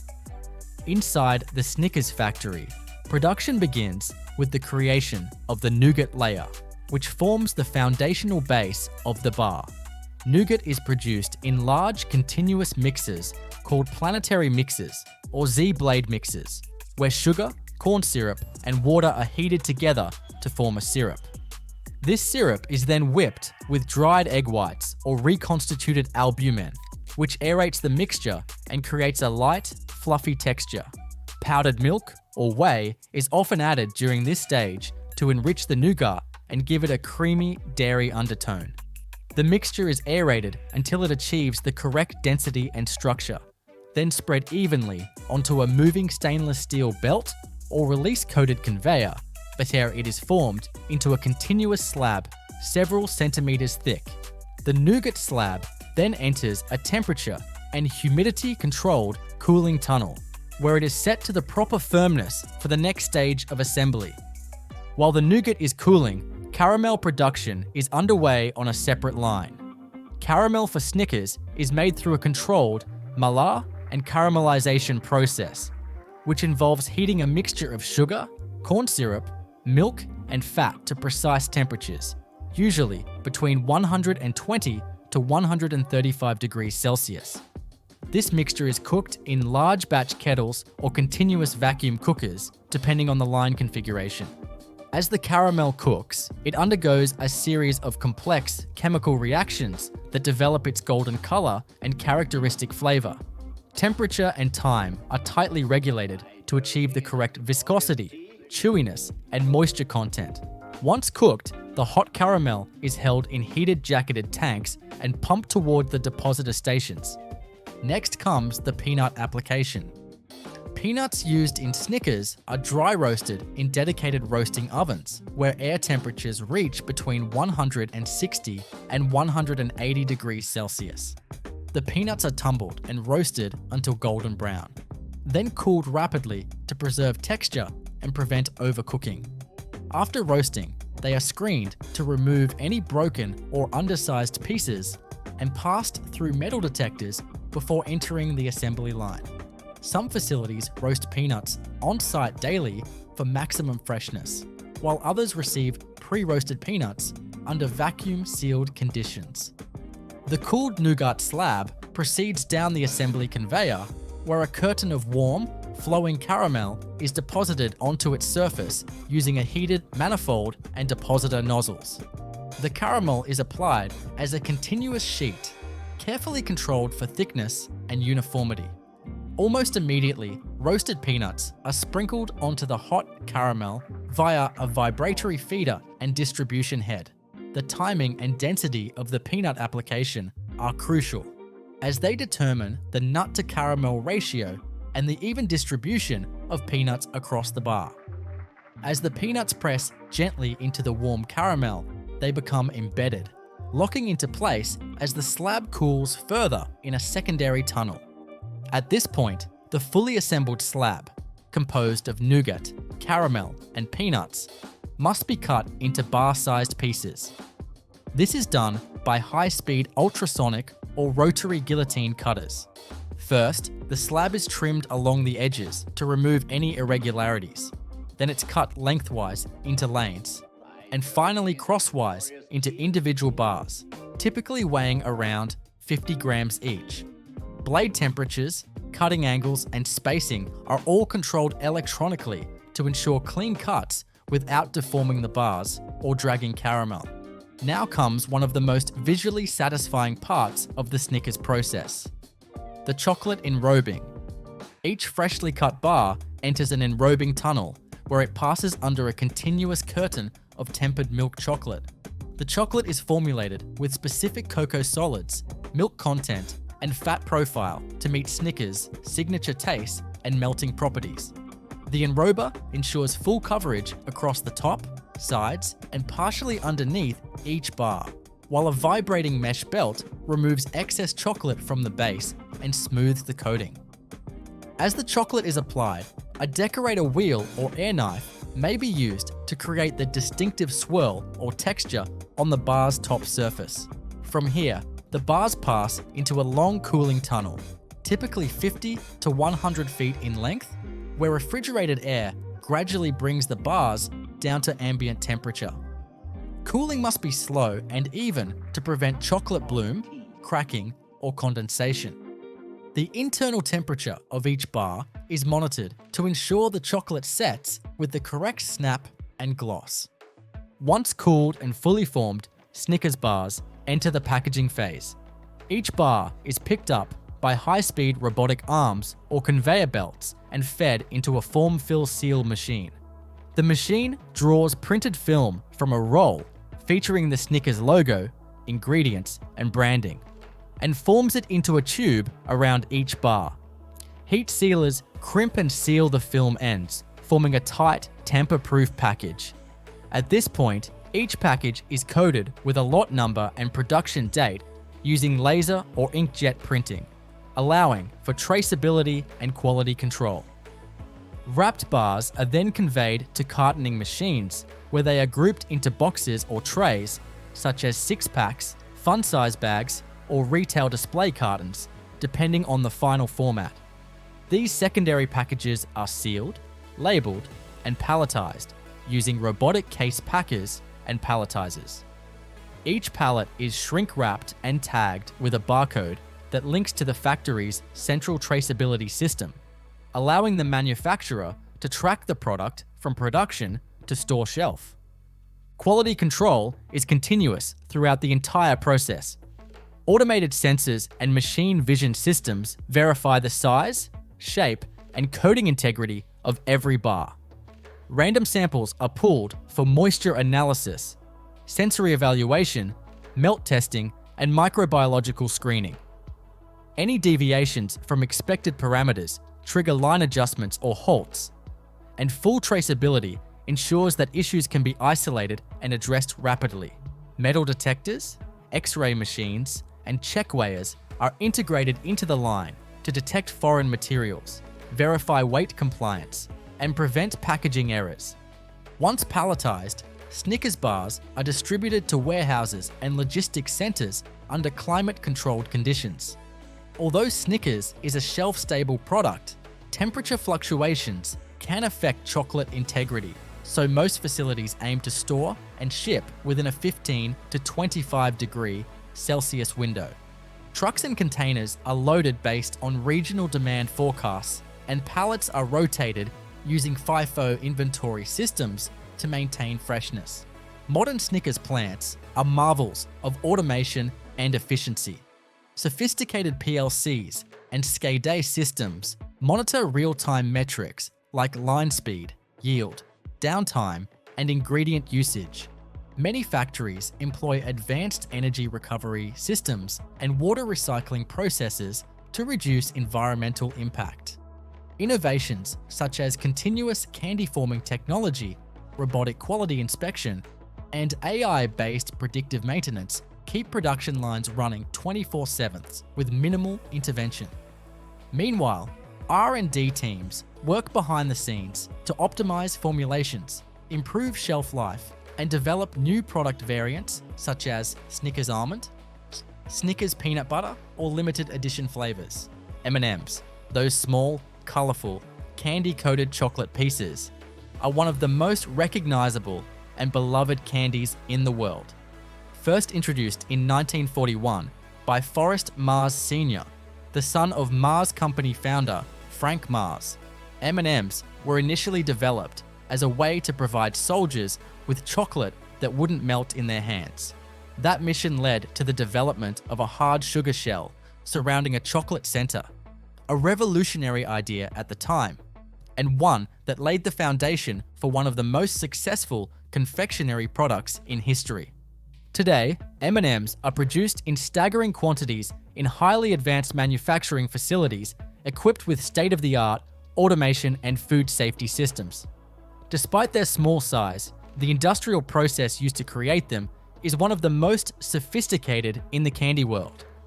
Each piece is the result of precisely engineered systems for chocolate molding, panning, coloring, printing, packaging, and quality control. The scale is enormous, the tolerances are tight, and the outcome must be consistently perfect, whether the candy is headed to a convenience store in Iowa or a cinema in Singapore. To understand how M&Ms are made, we begin with the two fundamental components, the chocolate center and the candy shell.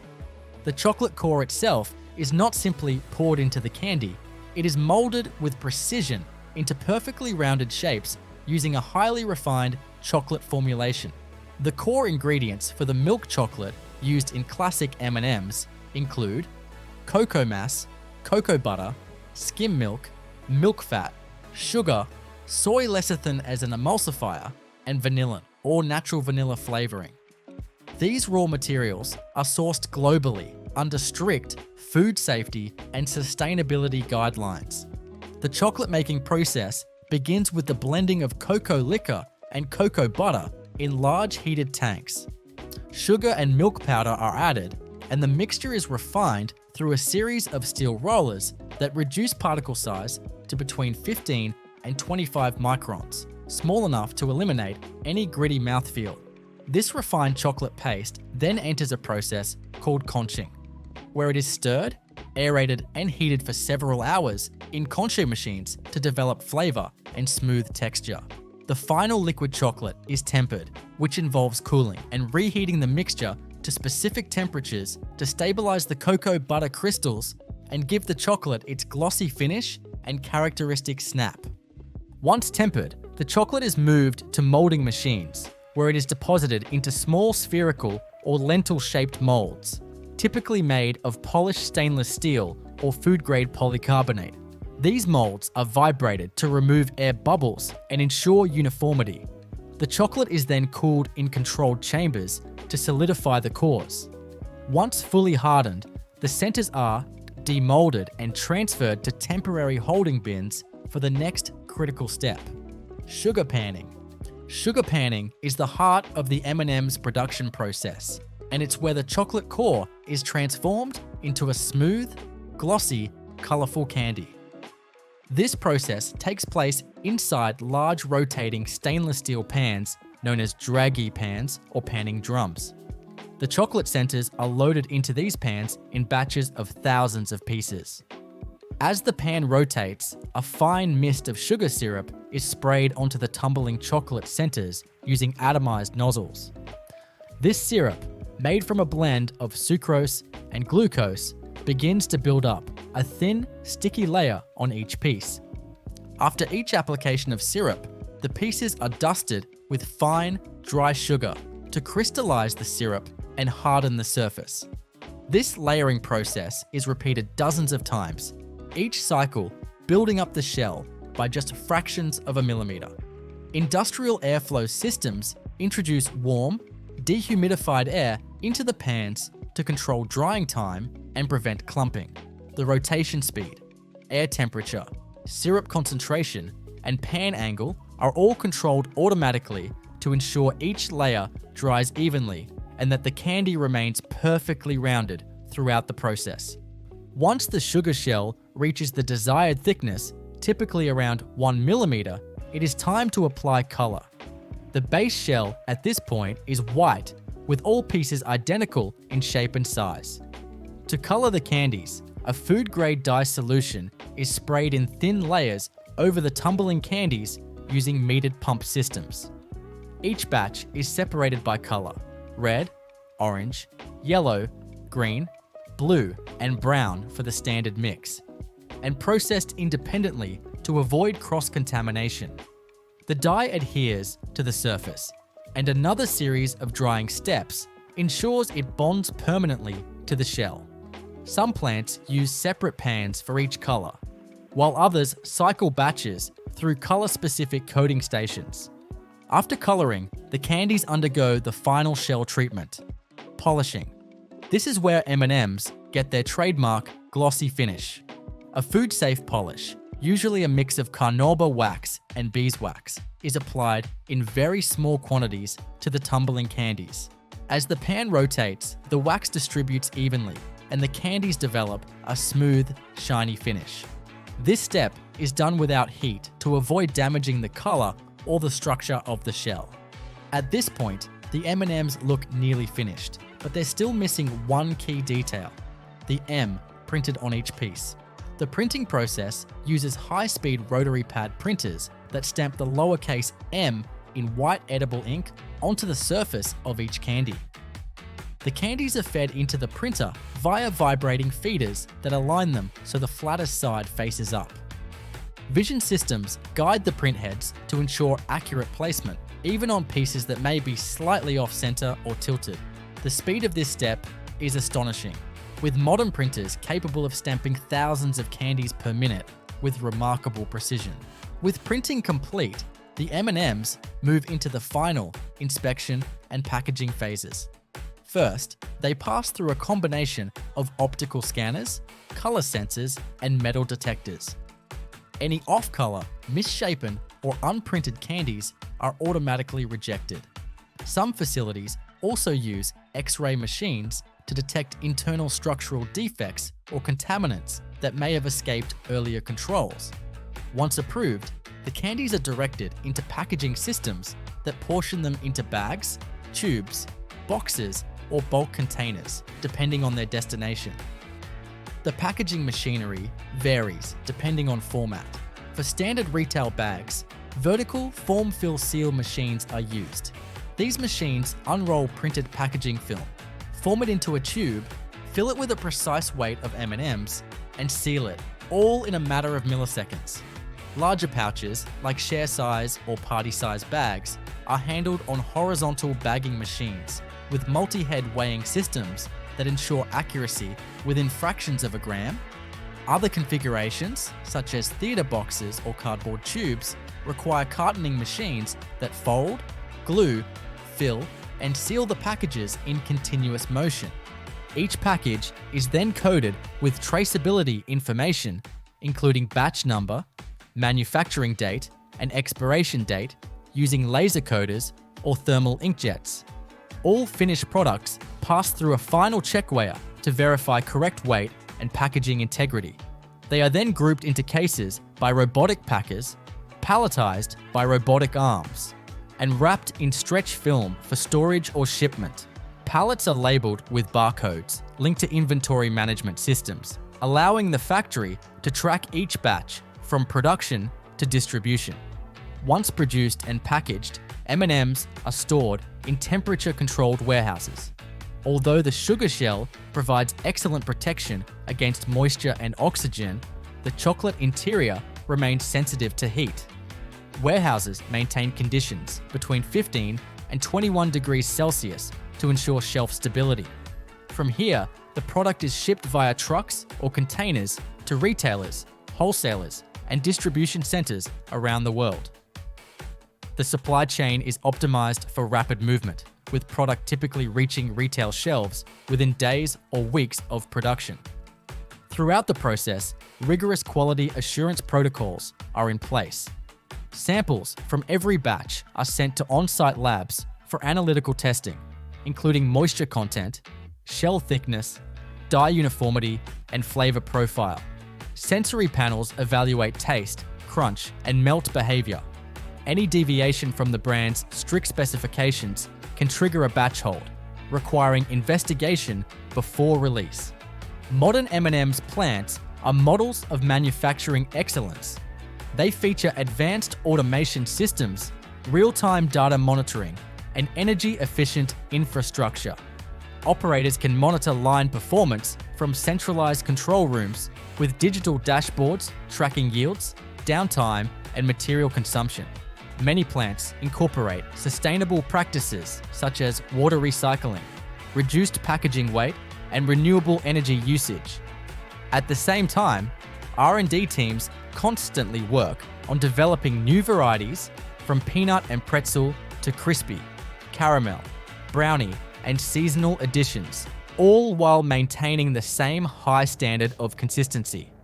In the end, the M&Ms that pour into your hand from a bag or tube may seem like a simple snack, but each one represents an intricate choreography of chemistry, engineering, and precision manufacturing. The balance of hard shell and creamy chocolate core, the vibrancy of color, the satisfying crunch followed by a smooth melt. All of it is the result of decades of refinement in confectionery science and high-volume production. The Hershey's Milk Chocolate Bar is more than just a confection. It is an American icon, known for its distinctively smooth texture, melt-in-your-mouth consistency, and signature tangy sweet flavor. The classic Hershey's bar has stood the test of time for over a century. First manufactured in 1900 by Milton S. Hershey in Pennsylvania, it was one of the first mass-produced chocolate bars in the United States.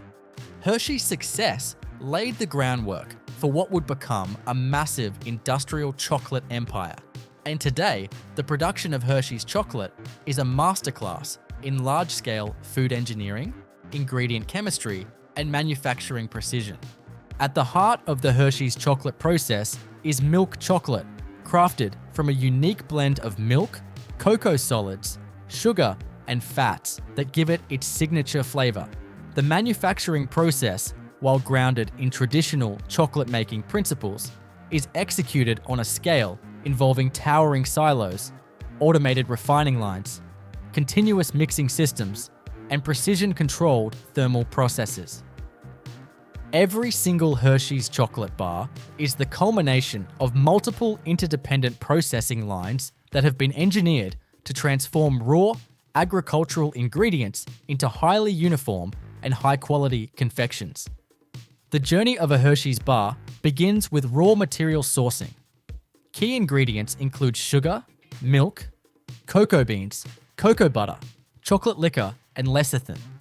Sugar, usually from sugar beets or sugarcane, is delivered in bulk by rail or truck and stored in dry silos. The milk component is particularly crucial to Hershey's flavor profile.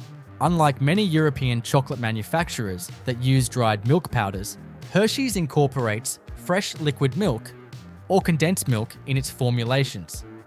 This choice not only adds richness, but also introduces milk fat and proteins that are critical for texture and mouthfeel.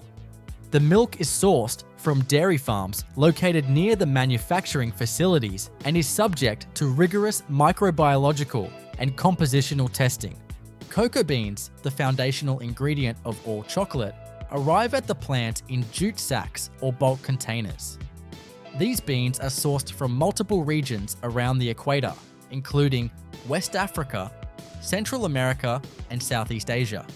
Upon arrival, they are cleaned, sorted, and tested for mold, pesticide residues, and bean quality parameters like size and fat content. The beans are then roasted in large continuous roasters that use hot air or infrared systems. Roasting time and temperature are carefully controlled, typically ranging from 120 to 150 degrees Celsius for 15 to 30 minutes, to develop the beans' complex flavors while loosening the shell. Once roasted, the beans are passed through cracking and winnowing machines that separate the nibs from the husk. The nibs are then ground into a thick, rich paste known as chocolate liquor, which, despite the name, contains no alcohol. This liquor is the starting point for all chocolate production, containing both non-fat cocoa solids and cocoa butter in roughly equal measure. At this stage, additional cocoa butter may be added to adjust the fat content of the final chocolate. In parallel, the milk is undergoing its own transformation. Liquid or condensed milk is first pasteurized and then often partially evaporated or concentrated to reduce moisture content. This thickened milk is then combined with sugar and the chocolate liquor in massive pre-mixed tanks. The unique part of Hershey's process, and what gives it that iconic tang, is the controlled acidification of the milk. During the cooking of milk and sugar, a subtle fermentation-like reaction takes place, creating organic acids such as butyric acid. This reaction, similar to that used in making yogurt or aged cheese, imparts Hershey's chocolate with its trademark tang that sets it apart from Swiss or Belgian milk chocolates. Once mixed, the chocolate slurry, consisting of milk, sugar, cocoa mass, and cocoa butter, is dried and formed into a coarse, dry powder called crumb. This is one of the defining features of Hershey's chocolate production.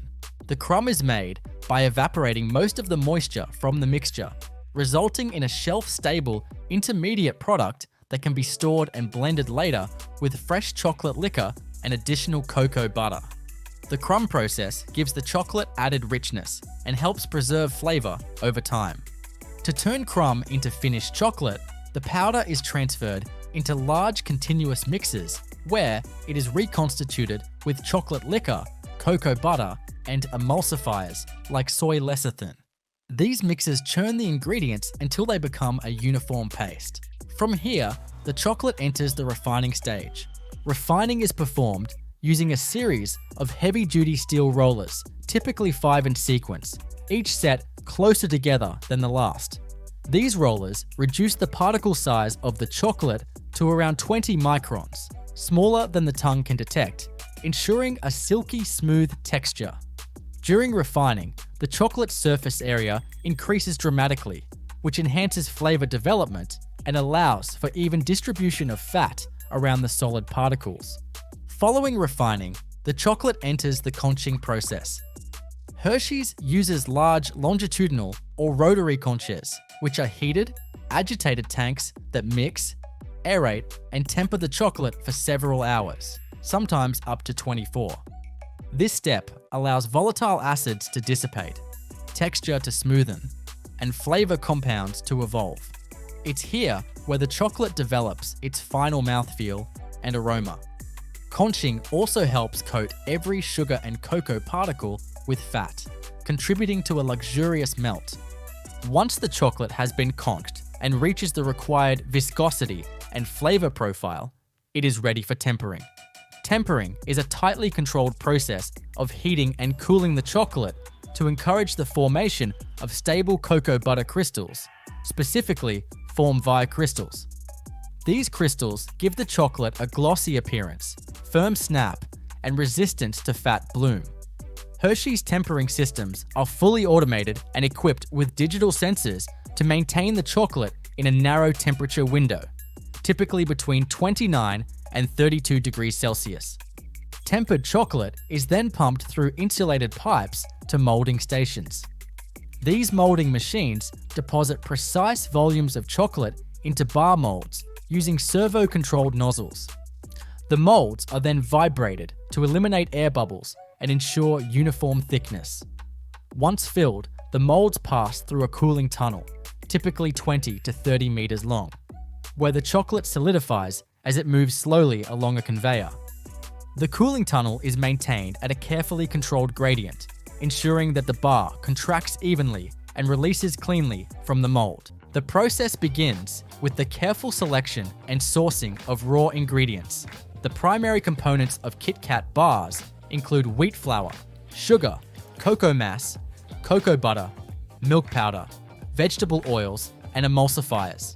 Nestlé, the brand behind KitKat, sources these ingredients from various regions worldwide, ensuring sustainability and adherence to strict quality standards. The cocoa used in KitKat is primarily sourced from the Nestlé Cocoa Plan, which promotes sustainable farming practices and fair trade. Once the raw materials arrive at the production facility, they undergo a series of inspections and tests to verify purity, consistency, and compliance with food safety regulations. This includes spectroscopic analysis for contaminants, moisture content testing, and sensory evaluations conducted by trained professionals. Once approved, the ingredients are stored in temperature-controlled silos and dispensing systems. The flour is kept in airtight storage to prevent contamination, while cocoa and milk powder are maintained under controlled humidity conditions to prevent clumping.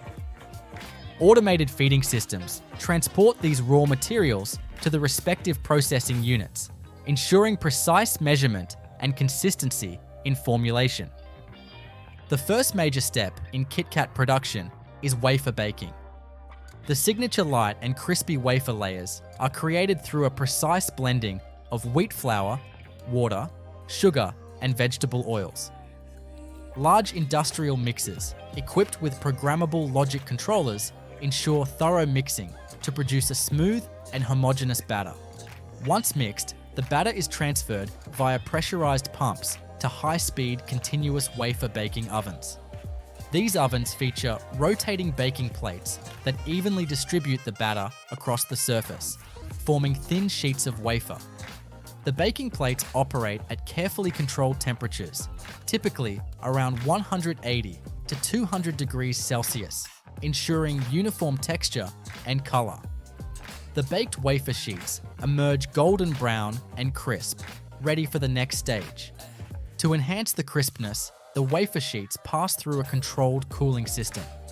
Conveyor belts transport the freshly baked wafers through a cooling tunnel, where calibrated fans gradually reduce the temperature to prevent thermal shock. The cooled wafers are then directed to the trimming and cutting station. Automated guillotine cutters trim the edges of the wafers to achieve uniform dimensions, ensuring consistency across all KitKat bars. Once trimmed, the wafers are transported to the layering station. Here, a fine layer of chocolate cream filling made from a precise blend of cocoa, sugar, and milk powder is evenly spread onto the wafers. Automated depositor machines ensure the filling is applied uniformly, maintaining the right thickness for optimal texture. The layering process continues with additional wafer sheets stacked on top, creating a multi-layered wafer slab. These slabs are then pressed under controlled pressure to bond the layers together without crushing the delicate structure. After layering, the wafer slabs proceed to the cutting stage. High-speed rotary or ultrasonic blade systems slice the large wafer sheets into precise rectangular portions, forming the individual KitKat fingers. Ultrasonic cutting technology is particularly effective in ensuring clean, precise cuts without generating excess crumbs or damaging the layers. The next crucial step is chocolate enrobing. The enrobing process begins with the preparation of molten milk chocolate, which is produced in large conching machines. These machines continuously grind and blend cocoa mass, cocoa butter, sugar, and milk powder, refining the mixture to achieve a smooth, velvety consistency. The conching process, which can last several hours, helps develop the rich, creamy texture and enhances the flavor profile of the chocolate. Once ready, the molten chocolate is fed into enrobing machines, where KitKat fingers pass through a curtain-like flow of chocolate. These enrobers ensure complete coverage, with excess chocolate removed using controlled air jets and vibrating conveyors. To achieve the signature glossy finish, the enrobed bars pass through a tempering unit, which carefully regulates the chocolate's crystallization process. This involves a precise cycle of heating, cooling, and reheating to stabilize the cocoa butter crystals, preventing bloom and ensuring a smooth, even texture. Following enrobing, the chocolate-covered KitKat bars enter a cooling tunnel. This tunnel, equipped with multi-zoned cooling technology, gradually reduces the temperature in stages to solidify the chocolate coating without causing cracks or condensation. The cooling process is carefully monitored using infrared sensors to maintain consistency. Once the chocolate is fully set, the KitKat bars move to the quality control and inspection stations. Advanced vision inspection systems, equipped with high-resolution cameras, scan each bar for defects, such as uneven coating, improper sizing, or misaligned layers. Bars that do not meet quality standards are automatically rejected by robotic sorting arms and sent for reprocessing.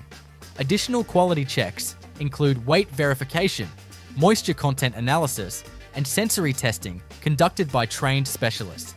After passing inspection, the KitKat bars are transported to high-speed wrapping machines. Individual bars are wrapped in foil or plastic film using heat sealing technology, ensuring airtight packaging that preserves freshness. These wrapped bars are then grouped into multi-packs, which are subsequently boxed using robotic case packers. The packaging design is carefully printed with product details, barcodes, and branding elements before final sealing.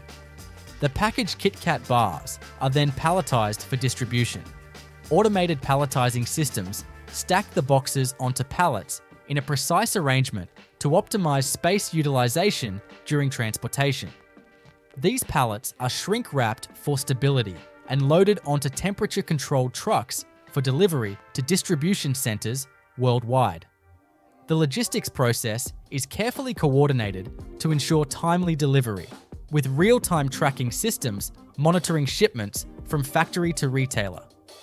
Throughout the entire production process, extensive quality control measures are in place to uphold product integrity. Each batch undergoes rigorous laboratory testing, including microbiological screening, allergen testing, and texture analysis. Data from all processing stages is logged in automated tracking systems, allowing full traceability and compliance with food safety regulations. While the fundamental principles of KitKat production remain consistent across different manufacturing plants, regional variations may exist to cater to local tastes and preferences. For example, KitKat flavors such as matcha green tea, strawberry, and sake are produced in Japan using specialized formulations. Some factories may also incorporate alternative chocolate blends, varying cocoa content to suit market demands. Nestlé continues to innovate and optimize KitKat production through advancements in automation, sustainability initiatives, and ingredient sourcing. Modern factories are increasingly utilizing AI-driven quality control systems, energy-efficient processing equipment, and eco-friendly packaging solutions to reduce environmental impact. With continuous improvements in manufacturing technology, KitKat remains a global favorite, offering consumers a consistently delightful chocolate experience in every bite. Mars bars, one of the most iconic chocolate confections in the world, are produced in highly sophisticated manufacturing facilities designed to ensure consistency, efficiency, and quality at every step of the process. The production of Mars bars involves multiple intricate stages, from sourcing and processing raw ingredients to forming, enrobing, cooling, and packaging the final product.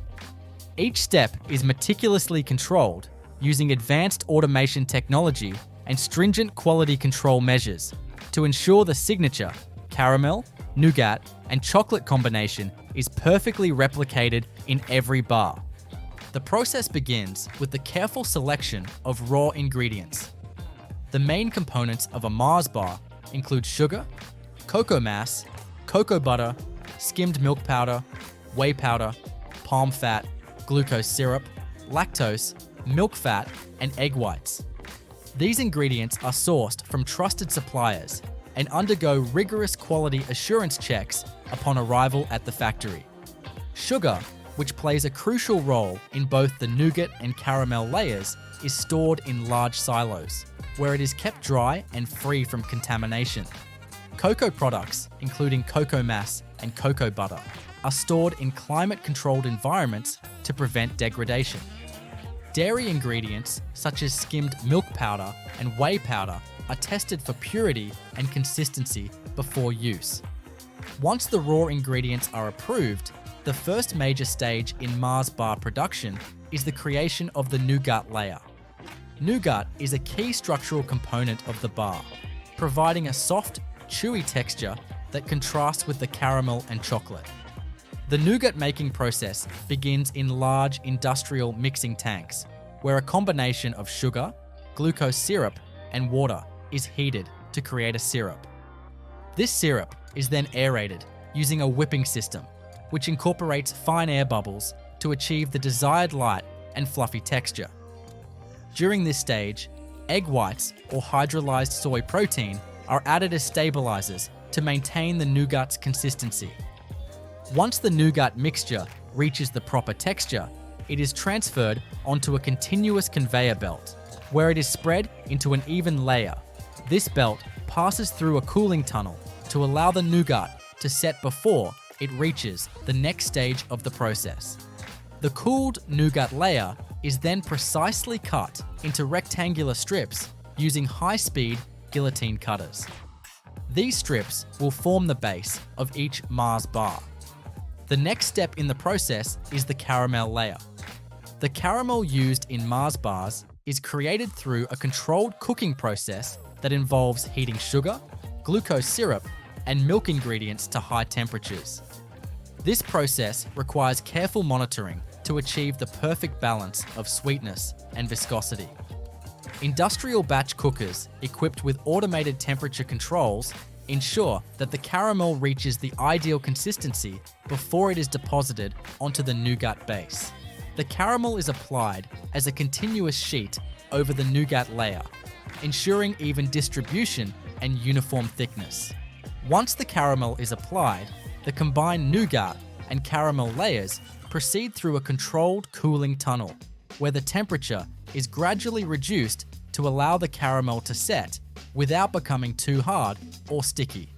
This ensures that the layers remain cohesive and easy to cut in the next stage of production.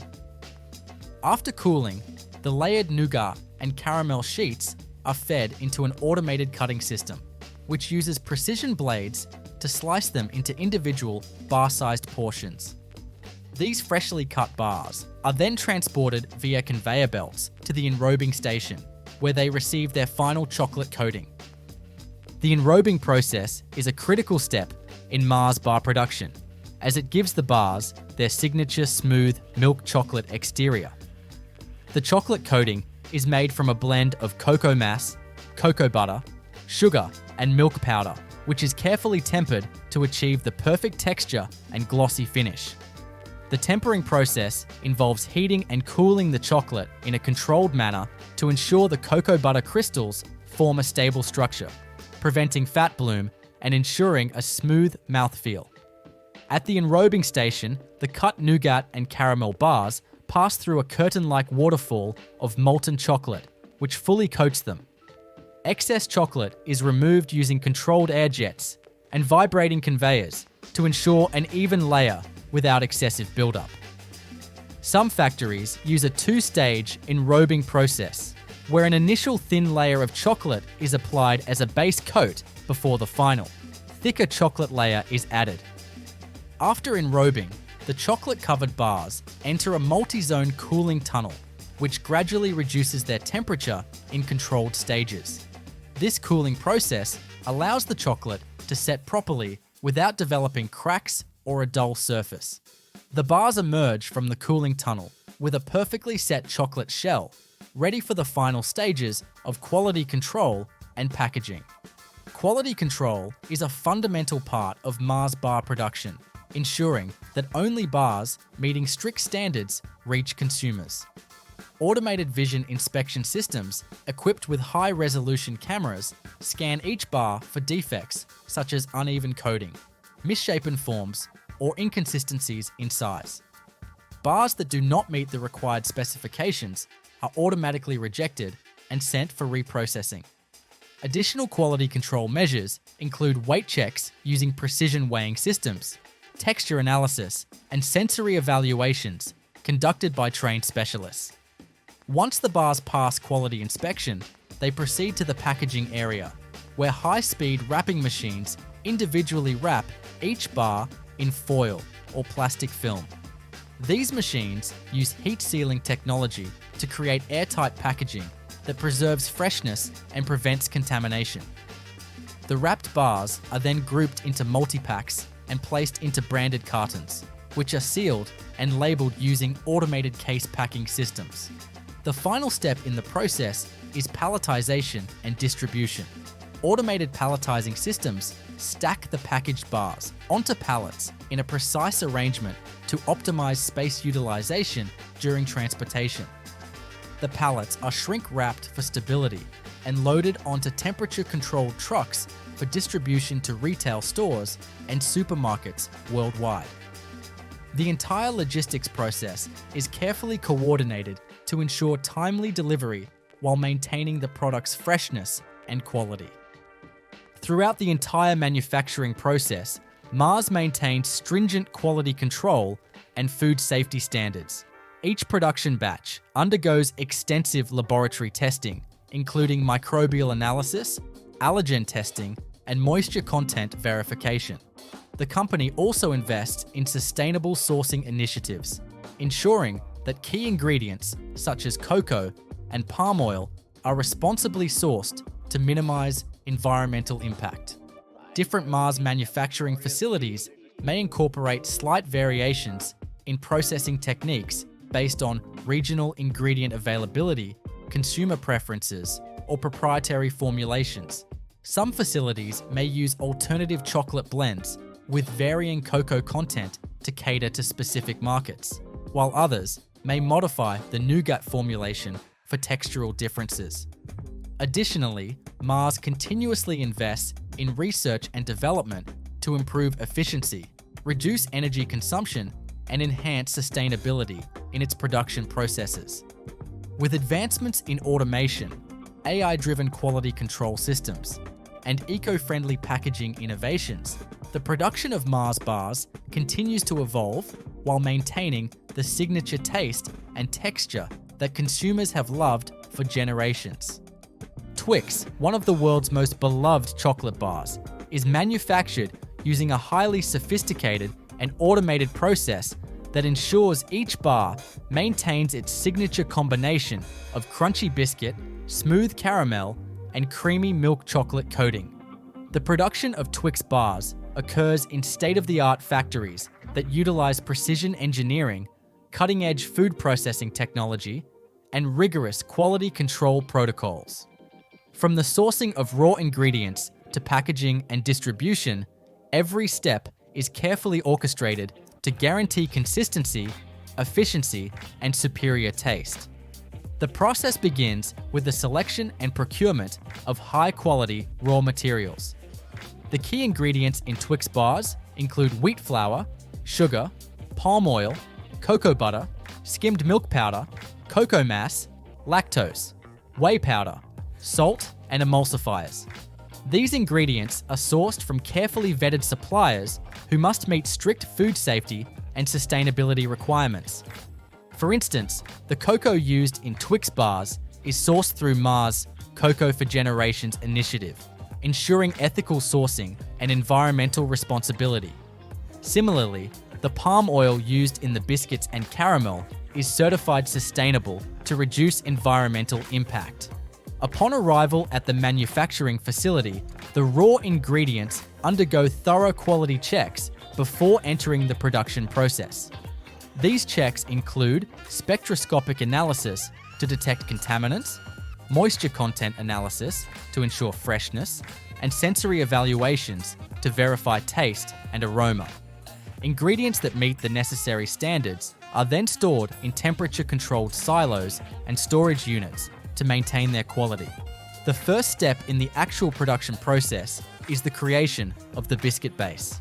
Twix bars are distinguished by their crunchy, shortbread-like biscuit layer, which requires precise preparation and baking.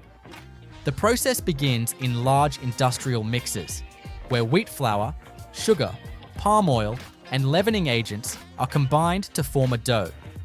The mixing process is carefully timed to ensure the dough reaches the ideal consistency, firm enough to hold its shape during baking, yet tender enough to create the signature crisp texture. Once the dough is fully mixed, it is transferred to an automated sheeting system. This system rolls the dough into a uniform sheet of the exact thickness required for Twix bars. The sheeted dough then moves to a rotary cutting machine, which stamps out individual biscuit fingers. Each biscuit is precisely cut to ensure uniform size and shape, allowing for seamless assembly in later stages. The cut dough pieces are placed onto conveyor belts and transported into a large industrial baking oven. These ovens operate using a continuous baking system, where the biscuit fingers travel through different heat zones that gradually bake them to perfection.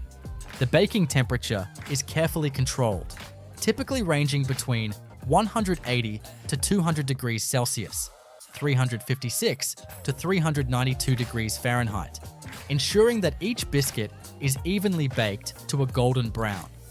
Advanced infrared sensors monitor the biscuits throughout the baking process, ensuring uniformity in color, texture, and moisture content. Once fully baked, the biscuits pass through a cooling tunnel that gradually reduces their temperature, preventing cracking or breakage. Next, the caramel layer is prepared. The caramel used in Twix bars is made from a precise blend of sugar, glucose syrup, milk, and butter. This mixture is heated in large stainless steel batch cookers, where it undergoes controlled caramelization. The temperature and cooking time are crucial in achieving the perfect consistency, thick enough to stay in place on the biscuit, but soft enough to deliver a smooth, chewy texture. Once the caramel reaches the desired consistency, it is transferred to a continuous depositor system. This machine evenly dispenses a uniform layer of caramel onto each biscuit. The caramel application must be carefully controlled to ensure consistency in thickness across all bars. Any inconsistencies could lead to difficulties in chocolate enrobing or affect the final texture. With the caramel applied, the bars move along the conveyor belt to a cooling station, where they pass through a controlled cooling tunnel. This tunnel gradually reduces the temperature of the caramel, allowing it to set properly while maintaining its soft, chewy texture. After cooling, the caramel-coated biscuits are ready for the enrobing process, where they will be covered in rich milk chocolate. The enrobing process is one of the most critical steps in Twix production. The milk chocolate coating is prepared in large conching machines, which continuously grind and refine cocoa mass, cocoa butter, sugar, and milk powder. This process enhances the texture and flavor of the chocolate, ensuring a smooth, creamy consistency. The chocolate is then tempered, a controlled heating and cooling process that stabilizes the cocoa butter crystals. Proper tempering is essential to achieving the signature glossy finish and preventing fat bloom, white streaks that can appear on improperly tempered chocolate. At the enrobing station, the caramel-topped biscuits pass through a continuous chocolate waterfall. This ensures that each bar is fully coated in an even layer of chocolate. any excess chocolate is removed using controlled air jets and vibrating conveyors, which help distribute the chocolate evenly without excessive buildup. Some factories employ a two-stage enrobing process, where a thin base coat of chocolate is applied first to ensure better adhesion before the final, thicker chocolate layer is added.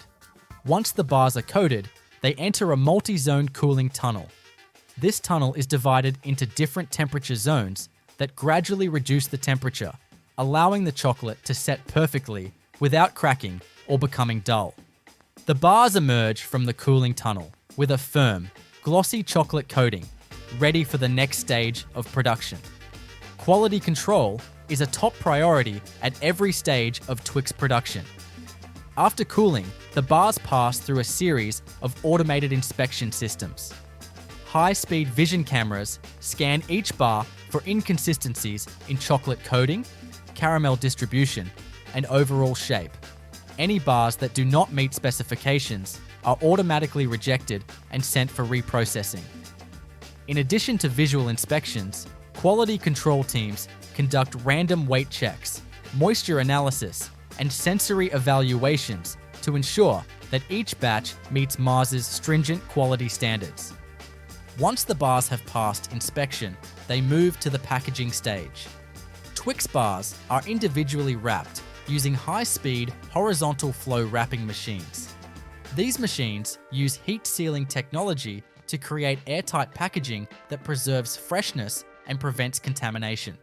The wrapped bars are then grouped into multi-packs, which are sealed in branded cartons using automated case packing systems. After packaging, the final step in the process is palletization and distribution. Robotic palletizing systems stack the packaged bars onto pallets in precise arrangements, optimizing space for transport. The pallets are then shrink-wrapped for stability and loaded onto temperature-controlled trucks for distribution to retailers worldwide. Mars utilizes an advanced logistics network to ensure efficient delivery while maintaining product freshness. Throughout the entire production process, Mars adheres to strict food safety and sustainability standards. Each batch undergoes rigorous laboratory testing, including microbiological analysis, allergen testing, and texture verification. The company also invests in eco-friendly initiatives, such as reducing energy consumption in manufacturing and using recyclable packaging materials. Different Mars factories may employ slight variations in processing techniques based on regional ingredient availability and consumer preferences. For example, some regions may use alternative chocolate formulations with varying cocoa content, while others may adjust the caramel consistency based on market preferences.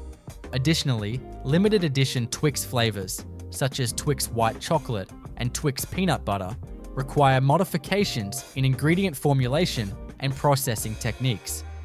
As consumer demand for innovative flavors and healthier options grows, Mars continues to invest in research and development to improve Twix production. Recent advancements in AI-driven quality control, robotic automation, and sustainable ingredient sourcing are shaping the future of Twix manufacturing. Despite these innovations, the core principles of precision, consistency, and quality remain unchanged, ensuring that every Twix bar delivers the signature, crunchy, chewy, and chocolatey experience that consumers love. The making of a Hershey's chocolate bar is a complex, highly automated process that combines tradition with cutting-edge technology. From sourcing high-quality cocoa beans to wrapping the final product, every step is optimized for efficiency, consistency, and taste. The journey of a Hershey's bar begins with the careful selection of raw ingredients sourced from around the world. Cocoa, sugar, milk, and other ingredients are carefully tested to ensure they meet the company's high standards before they are transformed into the iconic chocolate bars that have been loved for generations. At the heart of every Hershey's chocolate bar is cocoa. The company sources its cocoa beans primarily from Ghana, Côte d'Ivoire, and Ecuador. regions known for producing high-quality beans with robust flavor profiles. Cocoa farmers in these areas harvest the ripe pods, extract the cocoa beans, and allow them to ferment for several days to develop their characteristic chocolatey taste. Once dried, the beans are shipped to Hershey's production facilities, where they undergo rigorous quality checks.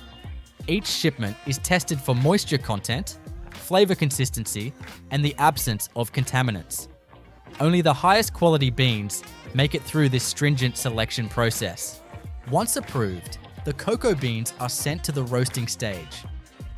Large industrial roasters expose the beans to carefully controlled heat, typically between 120 to 150 degrees Celsius, 248 to 302 degrees Fahrenheit, depending on the desired flavor profile. The roasting process is essential for developing the deep, complex flavors of chocolate. Different roasting profiles are used depending on whether the beans will be used for milk chocolate, dark chocolate, or other specialty products. After roasting, the cocoa beans enter the winnowing process. Specialized machinery cracks the roasted beans and removes the outer husks, leaving behind the valuable cocoa nibs. These nibs contain both the cocoa solids and cocoa butter needed for chocolate production. The nibs are then ground into a thick, dark paste known as chocolate liquor, which contains no alcohol despite its name. This chocolate liquor is the base for all Hershey's chocolate products. For Hershey's classic milk chocolate bars, chocolate liquor is combined with sugar, milk, and cocoa butter. The milk used in Hershey's chocolate is a key ingredient that gives it its distinctive taste. Unlike many European chocolates that use powdered or condensed milk, Hershey's uses fresh milk sourced from dairy farms in Pennsylvania and surrounding states. The milk is pasteurized and condensed before being blended with sugar to create a sweet, creamy base. The next stage in the process is refining. The chocolate mixture is run through a series of steel rollers that grind the particles to an ultra-fine consistency. This refining process is crucial for creating a smooth, melt-in-your-mouth texture. The finer the particles, the smoother the final chocolate will be. Once refined, the chocolate undergoes conching, a critical process that enhances flavor and texture. Conching machines, which resemble large industrial mixers, continuously stir the chocolate at controlled temperatures for several hours. This process aerates the chocolate, allowing unwanted acidic compounds to evaporate while enhancing its creamy mouthfeel. Hershey's uses a proprietary conching method that contributes to its signature flavor, which has a slightly tangy undertone due to controlled acidity in the milk. After conching, the chocolate moves to the tempering stage. Tempering is the process of heating and cooling chocolate in a precise manner to stabilize the cocoa butter crystals. Proper tempering ensures that Hershey's bars have a glossy finish, a firm snap, and a long shelf life. If the chocolate were not tempered correctly, it could develop fat bloom, a whitish streaking effect caused by unstable cocoa butter. Now, the tempered chocolate is ready for molding. Automated machines pour precise amounts of liquid chocolate into bar-shaped molds, which are then vibrated to remove air bubbles and ensure even distribution. The molds travel along a conveyor system into a cooling tunnel, where the chocolate solidifies into its final shape. Once cooled, the bars are ejected from their molds and transported via conveyor belts to the packaging area. Here, high-speed wrapping machines encase each bar in foil and branded paper sleeves, protecting the chocolate from moisture and light while ensuring a fresh, appealing presentation. Throughout the entire process, strict quality control measures are in place. High-resolution vision inspection systems scan each bar for defects, such as air bubbles, improper molding, or size inconsistencies. Bars that do not meet specifications are automatically rejected and sent for reprocessing.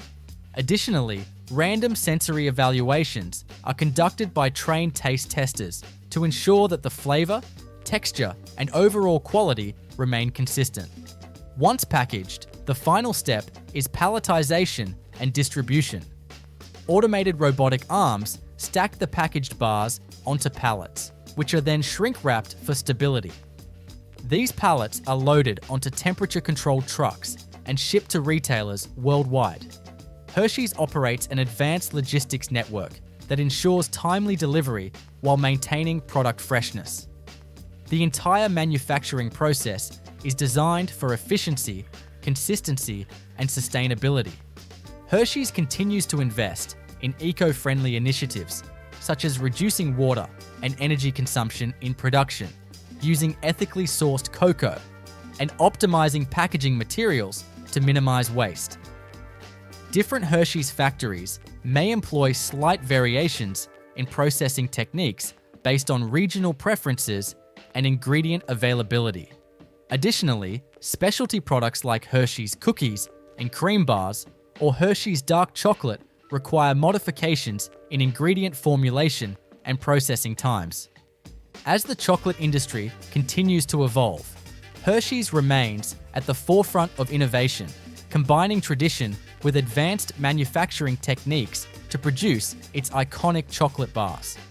Through precision engineering, strict quality control, and a commitment to excellence, Hershey's ensures that every bar delivers the same beloved taste that generations have enjoyed.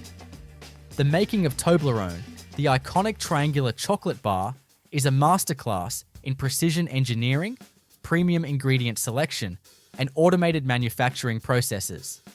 Unlike conventional chocolate bars, Toblerone stands out for its distinctive shape, rich Swiss milk chocolate, and the inclusion of honey and almond nougat. Every step, from sourcing the finest ingredients to molding the signature peaks, is meticulously controlled to ensure quality, consistency, and adherence to the Swiss chocolate making tradition. The process begins with sourcing high-quality ingredients. Toblerone's signature flavor comes from its carefully selected components: Swiss milk, sugar, cocoa mass, cocoa butter, honey, almonds, and egg whites. The milk, sourced from Swiss dairy farms, is a critical ingredient that contributes to the creamy texture. The cocoa is sourced from sustainable farms in Ghana and Ecuador, where beans are hand-harvested, fermented, and dried under strict quality control measures. Almonds are procured from select suppliers, ensuring they meet the required standards of size, flavor, and crunch.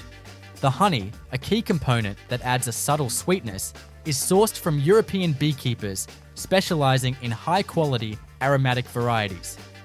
Once the ingredients arrive at the production facility, they undergo rigorous quality checks. Advanced spectroscopic analysis, moisture content testing, and flavor profiling ensure that each ingredient meets the brand's high standards. The cocoa beans are then roasted at carefully controlled temperatures to develop their deep, complex flavor. Different roasting profiles are used depending on whether the beans will be used for Toblerone's milk, dark, or white chocolate variations.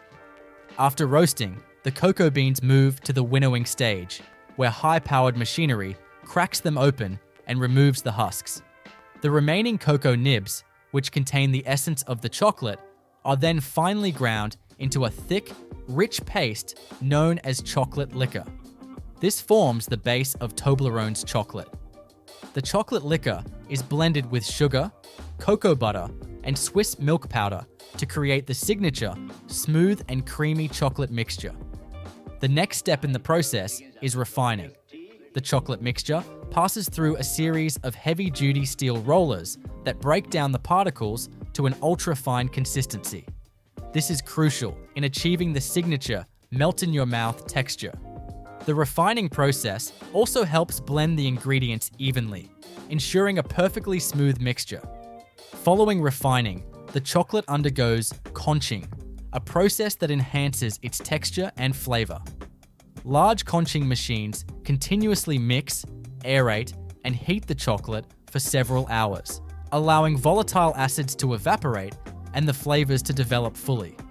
Toblerone's conching process is fine-tuned to create a silky texture and a well-rounded, rich taste.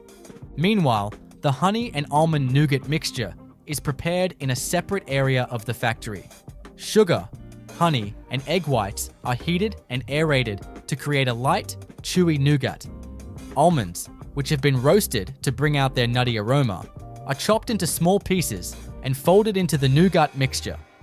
The nougat is then cooled and ground into fine pieces before being incorporated into the chocolate. Once the chocolate has completed the conching process, the finely ground nougat mixture is carefully folded into it, ensuring even distribution. This step is crucial in maintaining the signature texture and taste of Toblerone. With the chocolate and nougat mixture fully blended, the next stage is tempering. Tempering is a precise process of heating and cooling chocolate in a controlled manner to stabilize the cocoa butter crystals. Proper tempering ensures that the chocolate has a glossy finish, a firm snap, and a smooth texture. Toblerone's tempering process is carefully calibrated to achieve the ideal consistency before molding. Molding is where Toblerone's iconic shape comes to life. The tempered chocolate is poured into custom-designed triangular molds that give the bar its distinctive peaks. The molds are gently vibrated to remove air bubbles and ensure even distribution of the chocolate. After molding, the bars pass through a cooling tunnel where they are gradually cooled to allow the chocolate to set perfectly without cracks or imperfections. Once solidified, the bars are removed from the molds and transported to the quality control station. Each bar is inspected using high-resolution vision cameras, which detect any inconsistencies in shape, texture, or coating. Automated sorting systems remove any defective bars, ensuring that only perfectly shaped Toblerone bars proceed to packaging. The packaging process is designed to maintain the freshness and integrity of the chocolate. Toblerone bars are individually wrapped in foil to protect them from moisture and light, then placed into the iconic triangular cardboard cartons. High-speed packaging machines fold and seal the cartons with precision, ensuring that the bars remain securely enclosed. Following packaging, the bars are palletized using robotic systems, stacked carefully for stability during transport. These pallets are shrink-wrapped and loaded onto trucks for distribution to markets around the world. Temperature-controlled logistics ensure that the chocolate remains in perfect condition during transit. Throughout the entire manufacturing process, Toblerone maintains strict quality control measures. Each batch undergoes laboratory testing, including texture analysis, microbial screening, and taste assessments conducted by trained specialists. Data is continuously logged in automated tracking systems, allowing for full traceability of every Toblerone bar produced. Different Toblerone manufacturing facilities may employ slight variations in processing techniques depending on regional ingredient availability and market preferences. Specialty additions, such as Toblerone white chocolate or Toblerone dark, require slight modifications in ingredient formulations and processing steps. As consumer preferences evolve, Toblerone continues to innovate while maintaining the brand's heritage of Swiss chocolate craftsmanship. Investments in sustainable cocoa sourcing, eco-friendly packaging solutions, and advanced automation ensure that Toblerone remains a global favorite while reducing its environmental footprint. Through precision engineering, time-honored techniques, and a commitment to quality, every Toblerone bar delivers the signature taste and texture that chocolate lovers around the world cherish. The production of Snickers, one of the world's most popular chocolate bars, is a highly automated and meticulously controlled process designed for efficiency, consistency, and large-scale output. With its signature combination of nougat, caramel, peanuts, and milk chocolate, Snickers is produced in state-of-the-art facilities that use cutting-edge food processing technology, ensuring that every bar meets the brand's high-quality standards.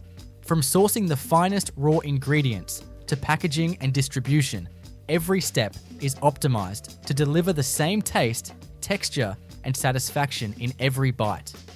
The journey of a Snickers bar begins with the careful selection of raw materials. The main components include sugar, peanuts, milk powder, cocoa mass, cocoa butter, palm oil, glucose syrup, egg whites, and emulsifiers. These ingredients are sourced from carefully vetted suppliers, ensuring compliance with strict food safety and sustainability standards.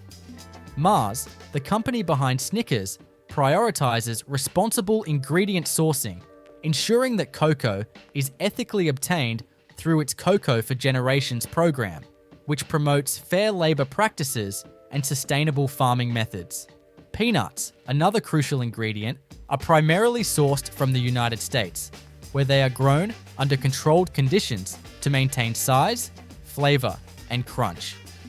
Once the ingredients arrive at the manufacturing facility, they undergo a rigorous quality control process.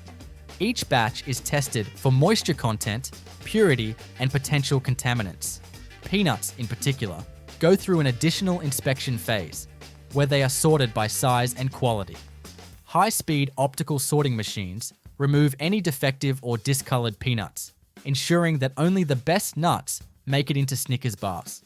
The first major step in the Snickers production process is creating the nougat base. Nougat provides the chewy texture that forms the foundation of the bar. It is made by combining sugar, corn syrup, and water, which are heated in large industrial cooking vats to create a syrup. This syrup is then aerated using high-powered whipping machines, which incorporate fine air bubbles, giving the nougat its characteristic light and chewy texture. Egg whites or soy protein are added as stabilizers to help maintain consistency.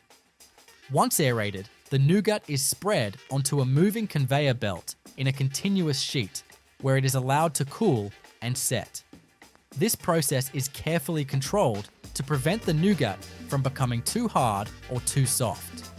Automated guillotine cutters then slice the nougat sheet into uniform rectangular portions, ensuring that each piece is the exact size required for Snickers bars. Next comes the caramel layer. The caramel in Snickers is made from a blend of sugar, glucose syrup, milk, and butter, which is heated in large stainless steel batch cookers. The temperature is carefully monitored to achieve the perfect viscosity, thick enough to hold its shape, but soft enough to provide a smooth, chewy texture. Once cooked to perfection, the caramel is poured in a controlled stream onto the nougat base. The caramel-covered nougat passes through a cooling tunnel, where it sets just enough to be firm, but still pliable. Now it's time to add the peanuts.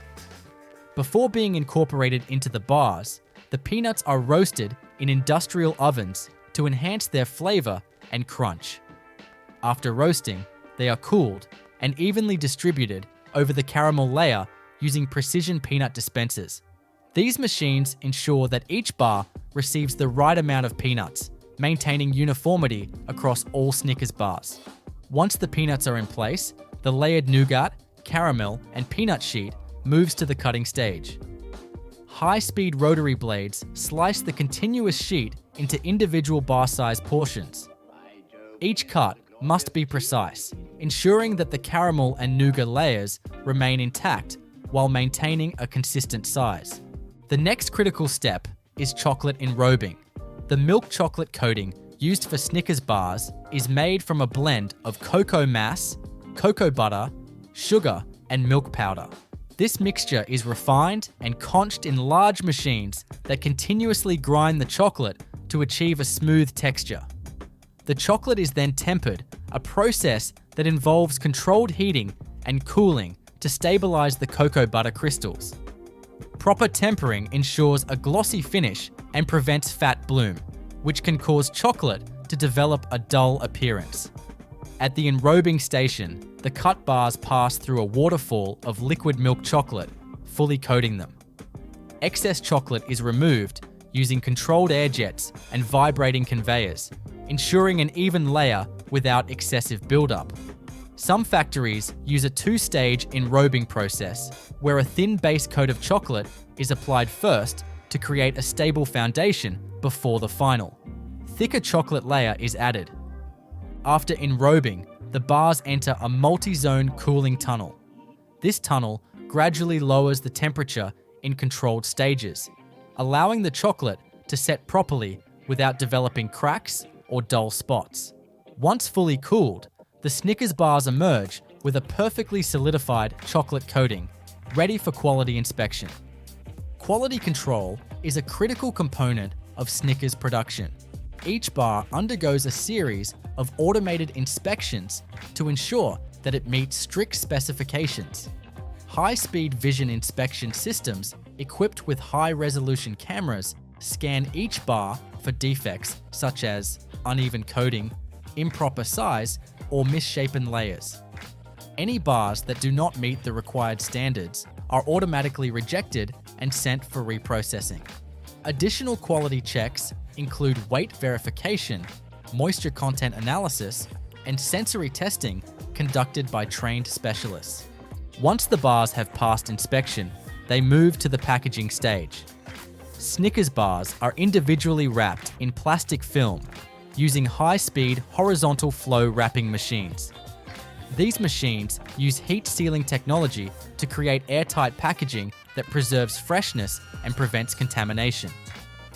The wrapped bars are then grouped into multi-packs and packed into branded cartons using automated case packers. The final step in the process is palletization and distribution.